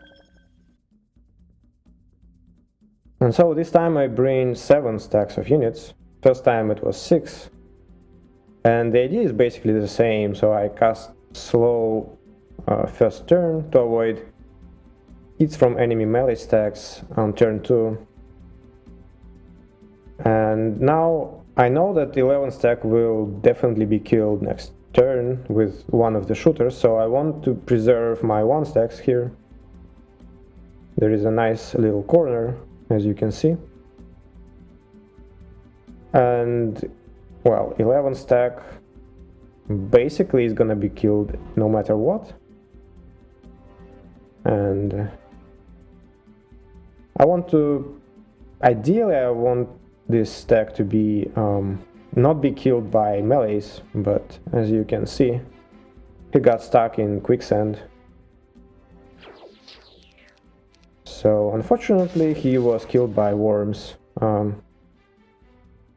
but it doesn't really matter. So he starts casting Implosion here. And I think we can just apply anti-magic.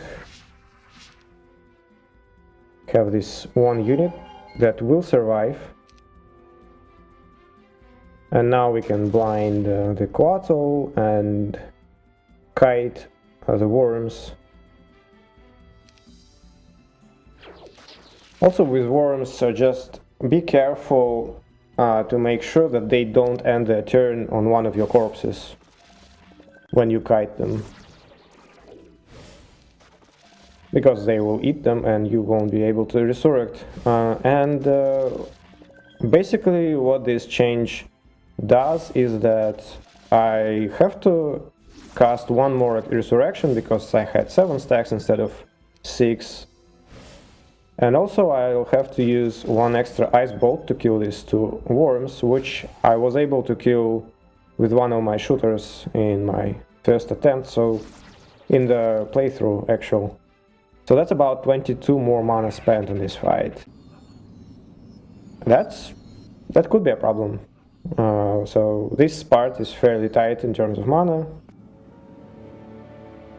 Take it or leave it, okay? It didn't end up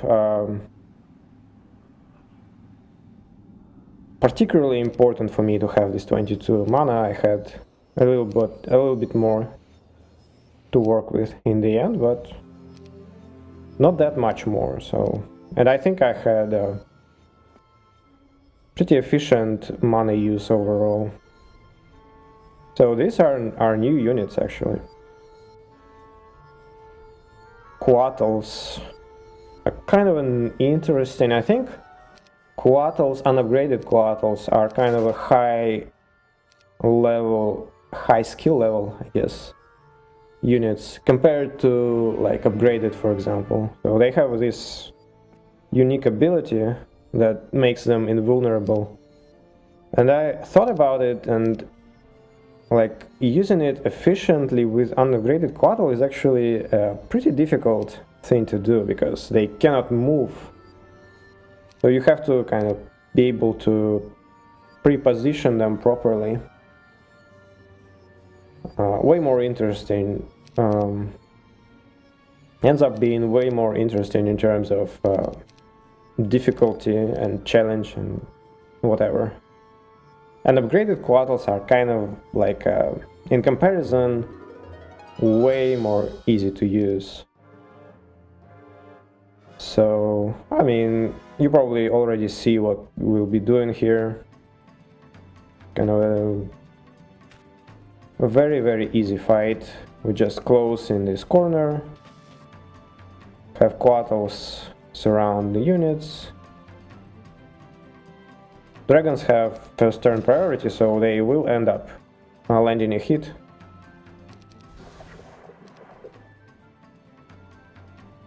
Very happy to see slow cast here. I don't think I rolled it intentionally. I didn't want to roll it, but kind of fortunate, because now actually invulnerability gives me another turn.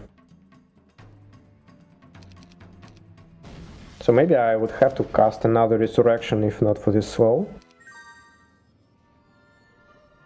Well, that would make it a little bit more tighter with those 22 mana in the previous fight. Here I don't take these nomads. They suggest to join you, but if you take them, you do not get 800 movement points from the oasis. And also, I didn't mention, but before fighting dragons, you have to visit the oasis to get a little bit extra movement points this way. Okay, so that's another rather simple fight. I split automatons. Basically want to make a wall here in front of my units.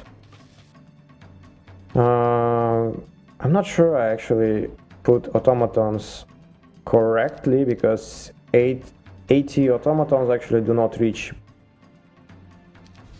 bottom edge. So kind of a not best positioning on my part here. But since my shooters can actually kill the top stack here,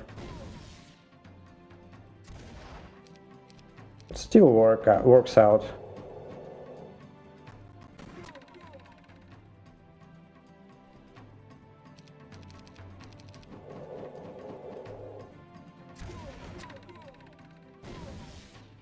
So basically a single spellcast fight.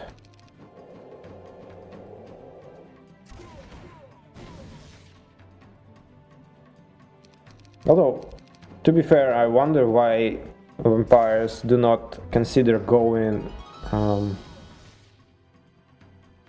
along the bottom edge, which would help them evade the 80 stack.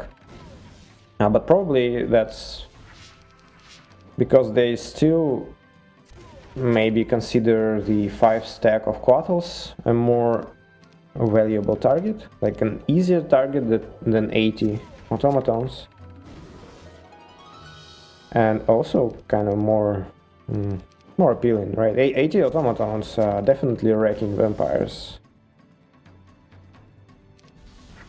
and obviously they do not want to be attacking going left for the ones, right?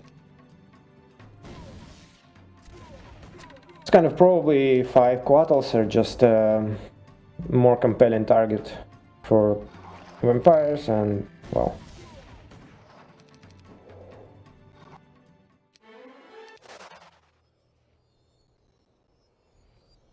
very easy fight. For like comparing any other fight, it's kind of like a breath of fresh air. So we got ourselves a mage, and a wizard's well, right? Also, don't forget to visit an oasis after you beat vampires for another movement boost.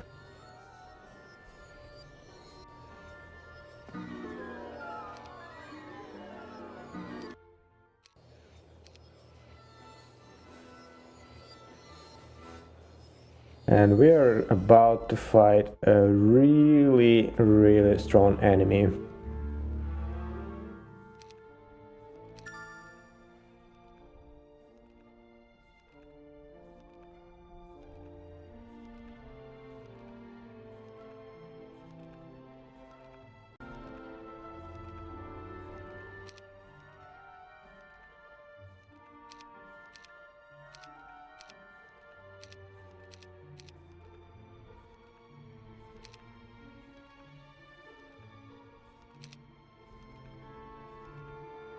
Keep in mind this Quattle's split is very important, and the 2 stack is in a higher slot as intended. So look at these numbers, hit points. This fight is crazy, to be fair. Just look at these skeletons with over 1000 hit points. Okay. This enemy is actually very formidable, and I even came pleading to map author for a small hint at some point. Let's look at the challenges here. First, enemy has a whopping 21 Azure Dragons. You might think, yes, we have Sea Dogs, sure, but dealing with this number of dragons with just accurate shot will take a lot of time. And they have a breath attack that tends to punish tight formations, which brings us to another challenge, which is that this enemy has a teleport spell. And as soon as there is a gap near one of our shooters, enemy will teleport skeletons there instantly and wreck you. And also, to add insult to injury, enemy also has a cure spell that he will happily spam, removing any forgetfulness you might apply to a bunch of zealots it has. So the picture looks gloom. my first train of thought was to take control of one of the enemy units and hide one of my units behind an ammo cart, then use Ice Bolt to drain enemy's mana trying to raise skeletons. He has animate dead. But there are many problems with this approach. First, hiding behind dendroids takes far too long. They are slow and they will reach ammo cart too late. All my army will be dead by then.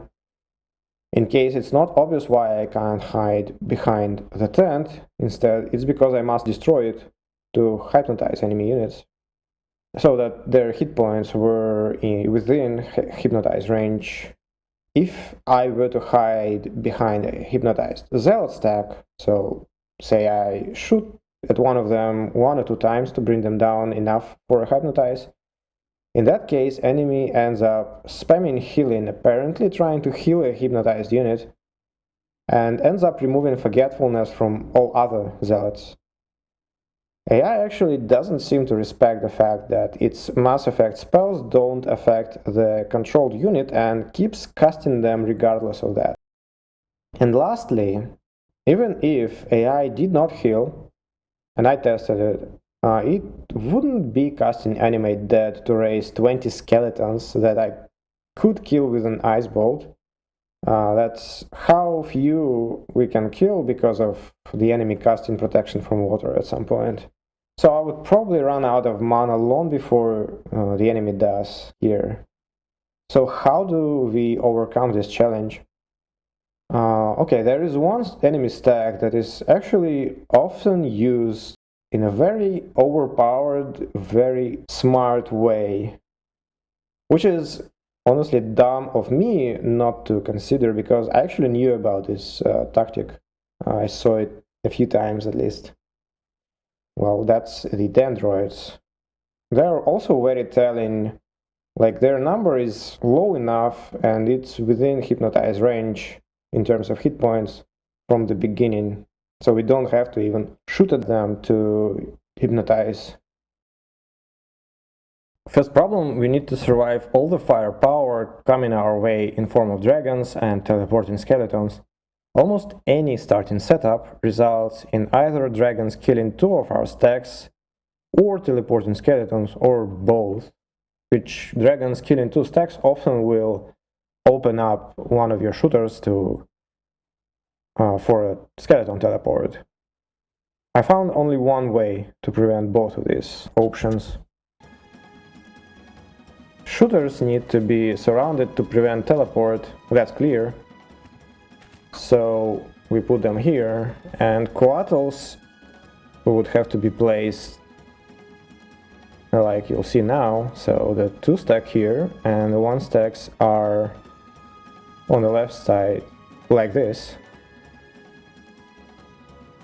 This setup on the left side is intended to abuse the fake breath. This way there is seemingly a way to hit 2 coatls for the dragons, which AI just did. But in reality, when you attack like this, your dragon actually ends up hitting straight down, not like directed back, and it misses 2nd stack. If you paid attention, you probably missed some breath attacks this way yourself. I certainly did. Now, coatls did use the ability to stall everyone in first turn, and I destroyed the tent. And for the next turn, Azurus waited, and now they will take 2 turns in a row, and I had to found the only way to escape getting destroyed by them, and it's this clone setup. So I baited them to the right side with a 2 stack and the only 1 stack left, and now I take over the dendroids. They are just within reach to dragons. I moved my first clone to the right side to close the gap so that enemy could not teleport skeletons, and used another clone to take away the retaliation from the dragons. Now dendroids rooted the dragons, and dragons won't be able to move. Until dendroids move, that is, and definitely they do not intend to be moving. Now, I did reapply the Forgetfulness because zealots are a bit too far for now, so I want to be utilizing my range advantage for now. Since my shooters are surrounded at this point, enemy doesn't cast teleport, and he cast cure just now, so this turn he would not be using teleport anyway, so I use my clone to block the way a little bit. So my plan here is to hypnotize some of the zealots. I move out my real coatl to distract skeletons a little bit, and I start taking control of zealots, and I put my coatl to block shooters again, and now since it also blocks this now 12 stack, this 12 stack will attack bounty hunters in melee, effectively surrounding my shooters again, and skeletons once again don't have a place to teleport to. But now zealots are shooting, but as you can see, number of zealots is actually not that great anymore, so we actually will be taking over them. And interestingly enough, my shooters are actually blocked by enemy hypnotized units, but zealots themselves actually can be shooting, so I will be using zealots to kill one of the zealot stacks, and I will hypnotize the 7 here. So basically that's very much very close to the getting this fight done, so we'll hypnotize this 3rd zealot stack. Now there is always a fear concern, so coatl will get feared occasionally, and I will have to use teleport to bail it out if I want to continue kiting skeletons with it. But I also might be able to close in this corner, so maybe you think about the same thing I thought. So I could move the 12 stack to the left side of the 7 stack here. But there are 4 tiles that I would need to cover. Otherwise, if they are not covered, enemy will teleport skeletons there, right? So I want to leave no empty space inside. So I want to raise 1 coatl at least. That is currently dead, to fill the space. And obviously I want to move the one that is currently kiting as well.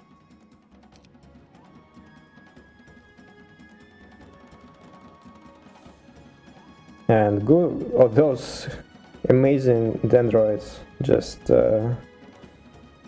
think about it for another moment, right? Those 21 dragons are absolutely helpless. They're not even blinded or like whatever, right? So, but just can't do anything. Kind of actually pretty funny. Also, thanks to the ammo card of this fella, those 19 zealots that I control actually have infinite shots, so they can be shooting those skeletons.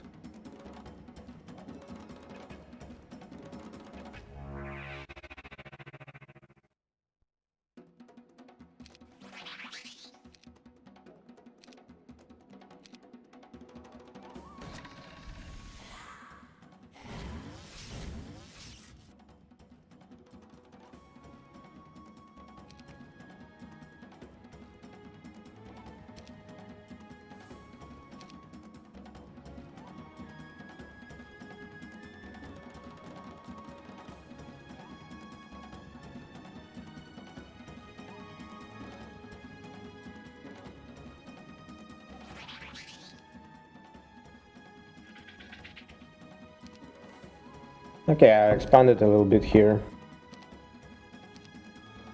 Trying to take a little bit more space. Got myself another sea dog. Very nice to deal with azure dragons.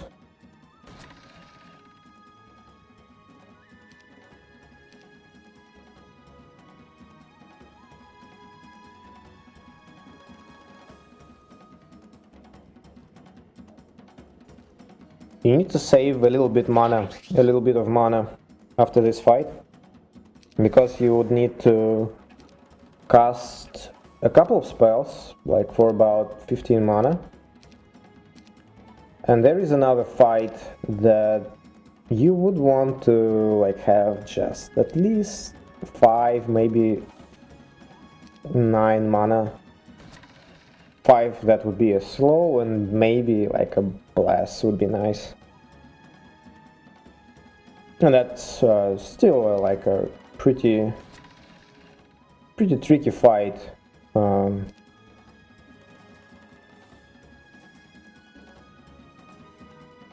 So I want to move inside. I guess I will clone bounty hunters here to fill up the space.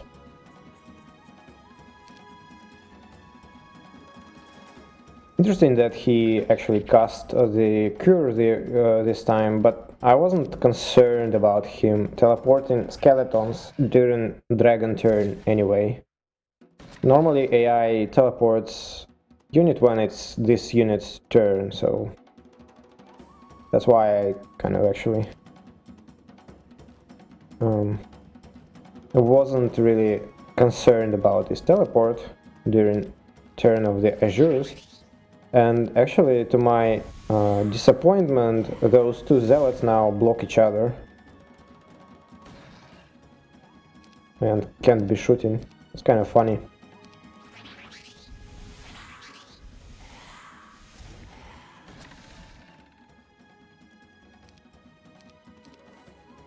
Ideally, you would want to be able to kill both all dragons with just 2 stacks of sea dogs.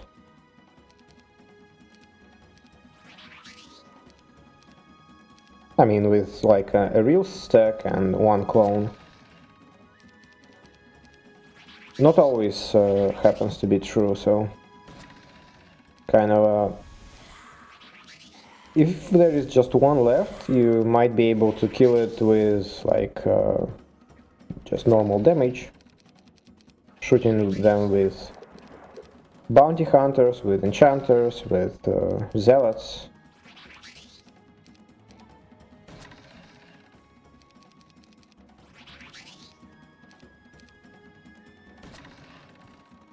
Okay, done with dragons. Now last part is gonna be also pretty funny, I think.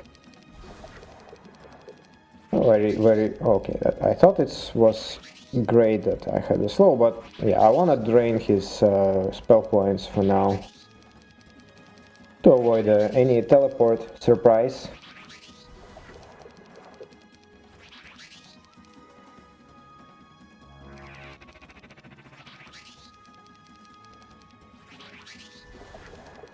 Also checking spell durations.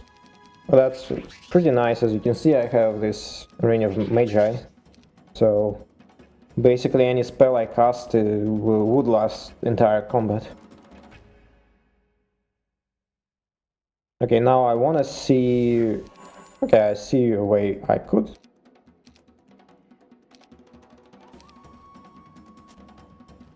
Okay, so I will block this path for skeletons with a dendroid.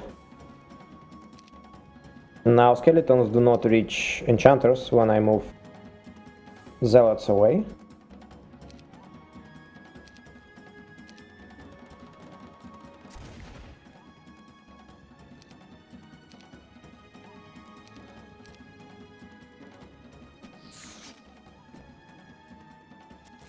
And now we continue the same abuse, but with skeletons now.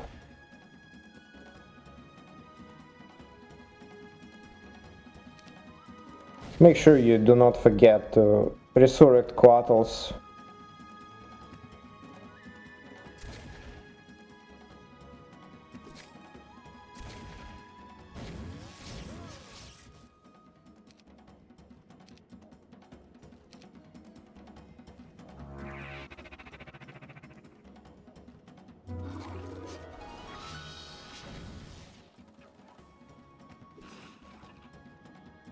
Okay, maybe I shouldn't have broken this ammo card.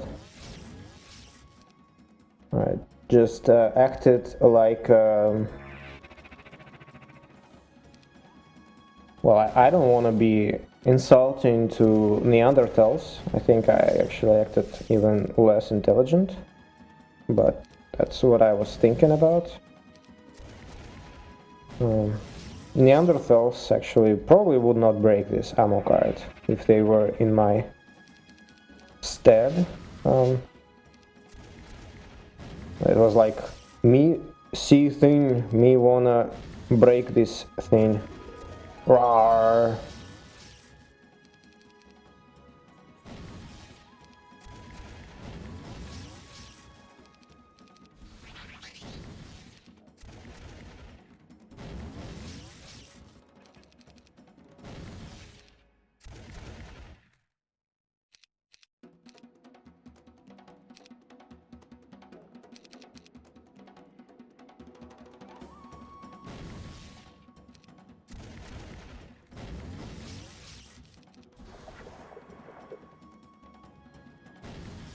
Okay, need to be careful with bounty hunters there. They are about to run out of shots, and if I just automatically attack with them, they might just charge into skeletons. Which I don't want them to do. If you can believe that, that's could be unexpected when you watch me play.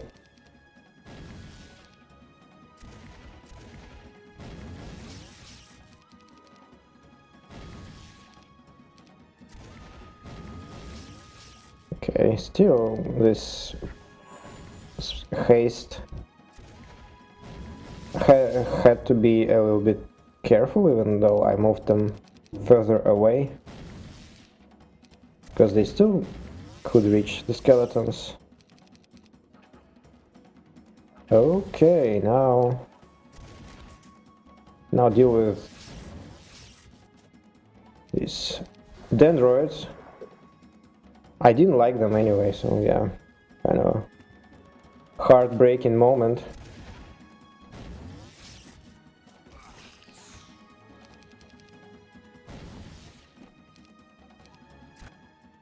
Yay! The victory is ours!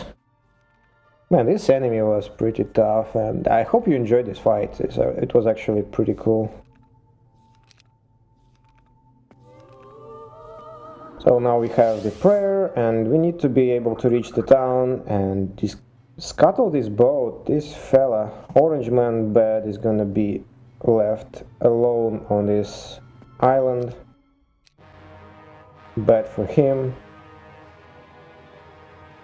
So this is the final fight we need to be able to take. It's a pretty difficult fight actually, so first time I came with like 0 mana here and I was not able to do it. This time I actually tried to not use all of my mana because I don't think it was intended to be played with like 3 or 2 resurrections, or even 1 resurrection is probably too much. But that's a fight where we actually will be using like Quattro's ability in like some interesting ways.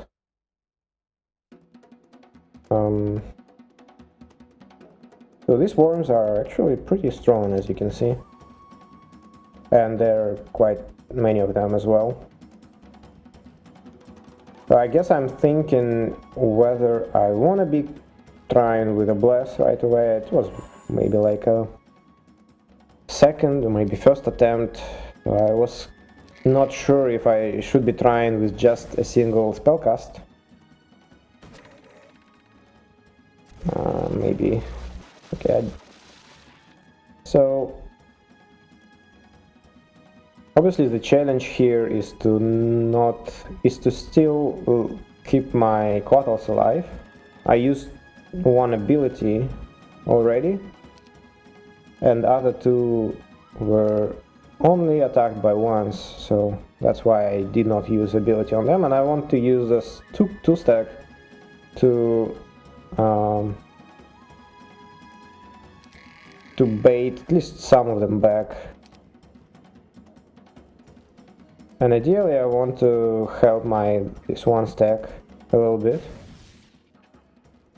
So I want to reduce the first stacks that take their turn.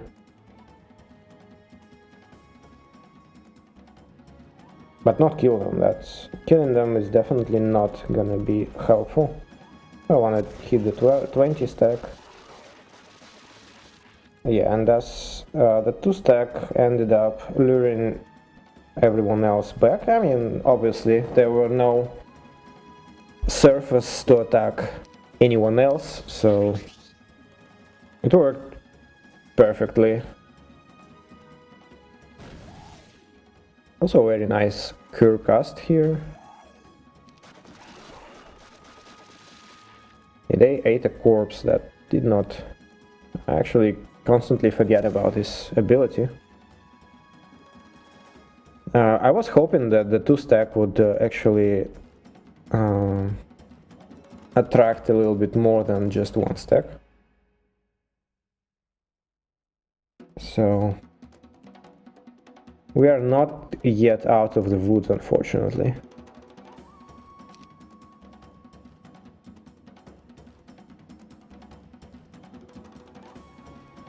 I have this invulnerability on a 2 stack, but using it, not sure I can see a way.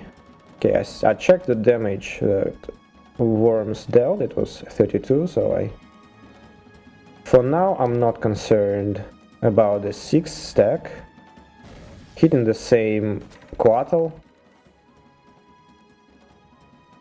This one will be able to take 2 hits.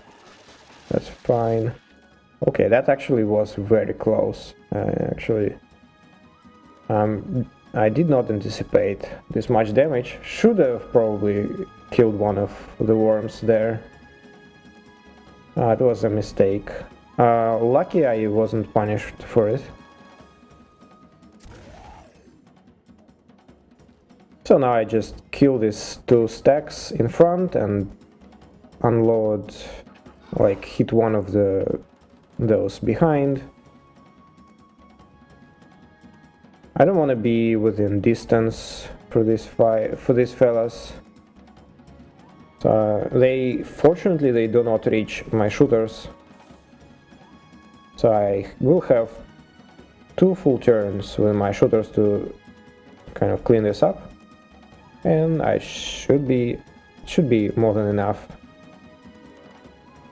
time.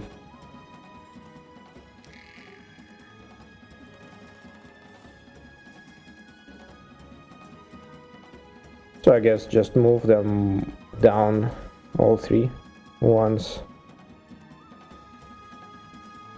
and finish the 4 stacks, obviously, but I want to use like a smaller unit like Sea Dogs to finish.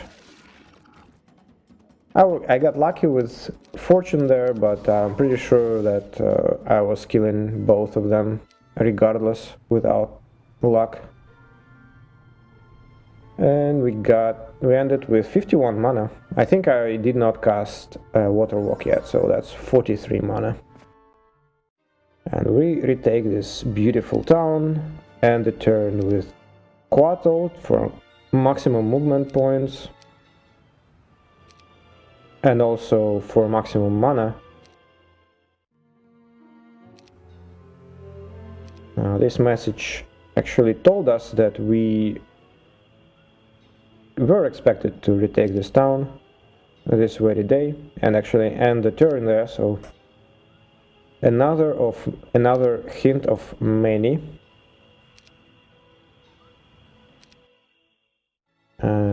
take another a pretty cool fight. Not difficult, but I think it's very instructive in some way. Very clever design, but not very difficult to crack.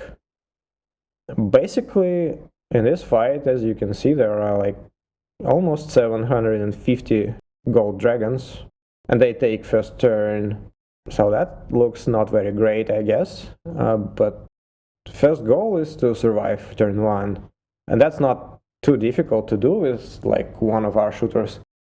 It's very likely if you put 2 of them in the top left corner, one will survive, because bottom dragon actually do not reach the one-tile creatures there.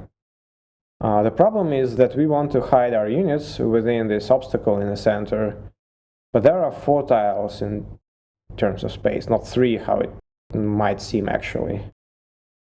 So no matter where we put our one-tile unit, it will be attacked next turn. And actually, now that I think about it, I guess we could also resurrect a Quattle turn 1 with this bounty hunter, let's say, that survives in the corner, and we could put this Quattle inside the obstacle where it needs to be to not let any dragons come in. Oh well, okay. That's not a beautiful solution though, and we only need beautiful ones. Okay, a more satisfying solution is to use dragons to guard our Quattle. We can bait a couple of dragons into big breath attacks like Sea Dogs and Bounty Hunters there. And after doing these attacks, they actually naturally shield our Quattle, and it was no longer attackable by other units. Also, just note one detail: I put a Quattle above Bounty Hunters just to make sure that dragons would not be able to perform the same breath attack from the top, right? So I want them to be exactly next to the Quattle, and that's how you could do that. And now that Quattle survived turn 1 and was able to move into this nice little pocket there, with haste and prayer, Quattle actually takes speed priority over gold dragons. And now we can actually start chipping away at the dragons. That's a very long fight. Keep in mind that we only have 100 turns here, so you want to work on your, improve your killing speed here. I figured that boosting normal attack on Enchanter is very beneficial, because their normal damage is pretty high. And in generally, cloning Sea Dogs was also pretty helpful because of the accurate shot. But I wasn't buffing Sea Dogs specifically with anything, because their normal damage is just not really great. And as you can see, I will also be using Frenzy, and this is a small thing here. I actually am using Frenzy to boost my damage 2 turns in a row by waiting with enchanters and then casting Frenzy before they take the turn. This way you can attack with this attack bonus, use this attack bonus 2 times actually. That's pretty nice.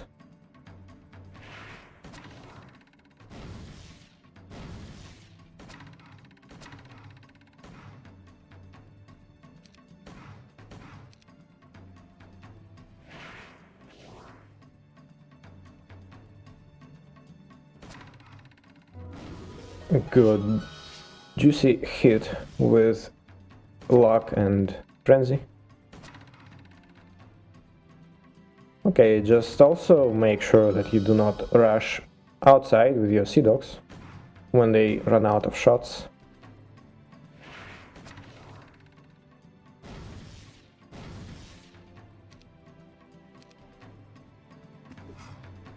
And also you actually wanna rush out with clones, but don't rush out with both clones, because this way you will free space for the dragons to come in, and that's not great, okay? You don't want to do that.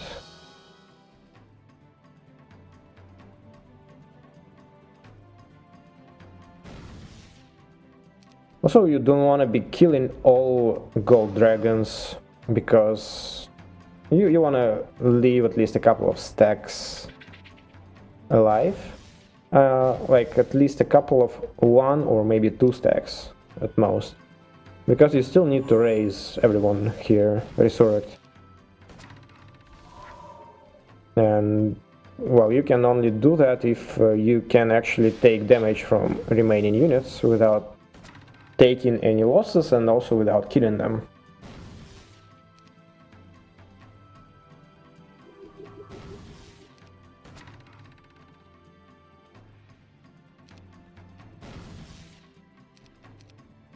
Go back to using Frenzy.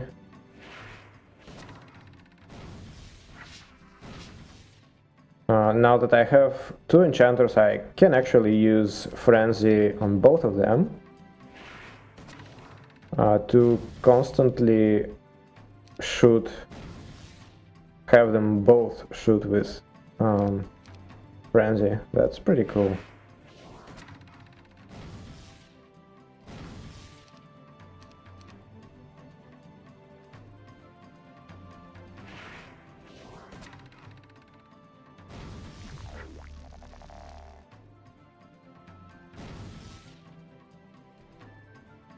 During this turn we won't need any mana after that, so that's kind of not a problem if we run out of it.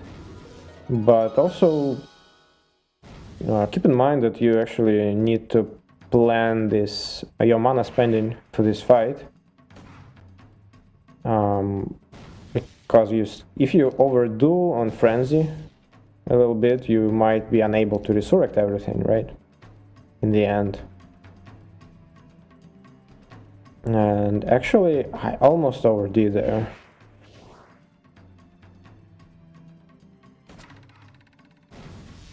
I don't know, kind of, actually. We'll stop doing this frenzy thing at the perfect moment, but I actually did not realize that I was very close to going over. I thought that I had a little bit more reserve, I guess, in terms of mana.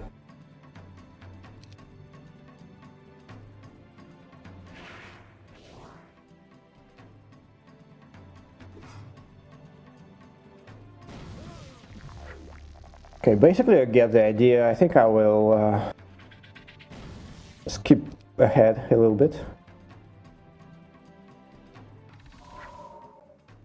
And that's the end of this fight.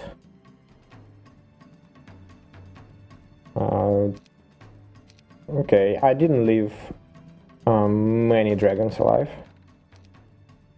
Probably, ideally, you would have like a couple of 1 stacks, maybe 1 extra, 1 stack at least.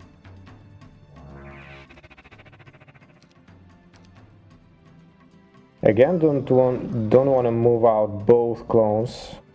Because this way dragons will be able to attack your shooters there, so you wanna do that a little bit more carefully.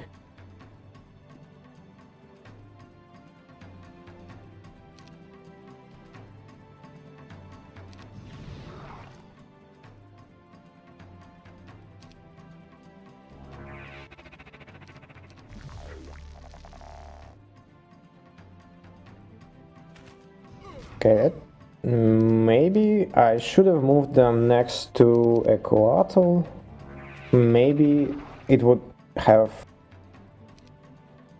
helped.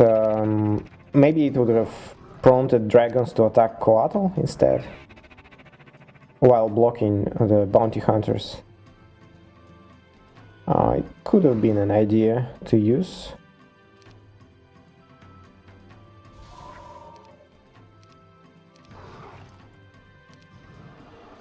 So I'm losing Coatls here, unfortunately. I probably could have been a bit more efficient with during my last turns. That much is clear.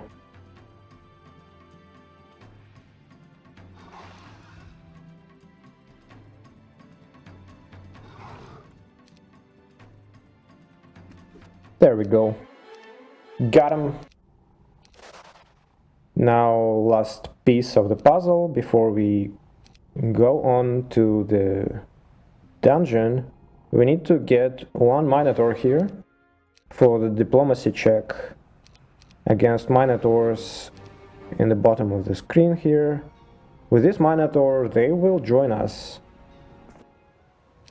And they need to join us to open this quest guard here. And there we go. And we dismiss one, so for that we have higher speed next day. Well, guys and girls, thank you for watching. That's where we stop today. I hope you enjoyed it as much as I did. Please leave your feedback in the comments below, and I'll see you in the next one. Bye.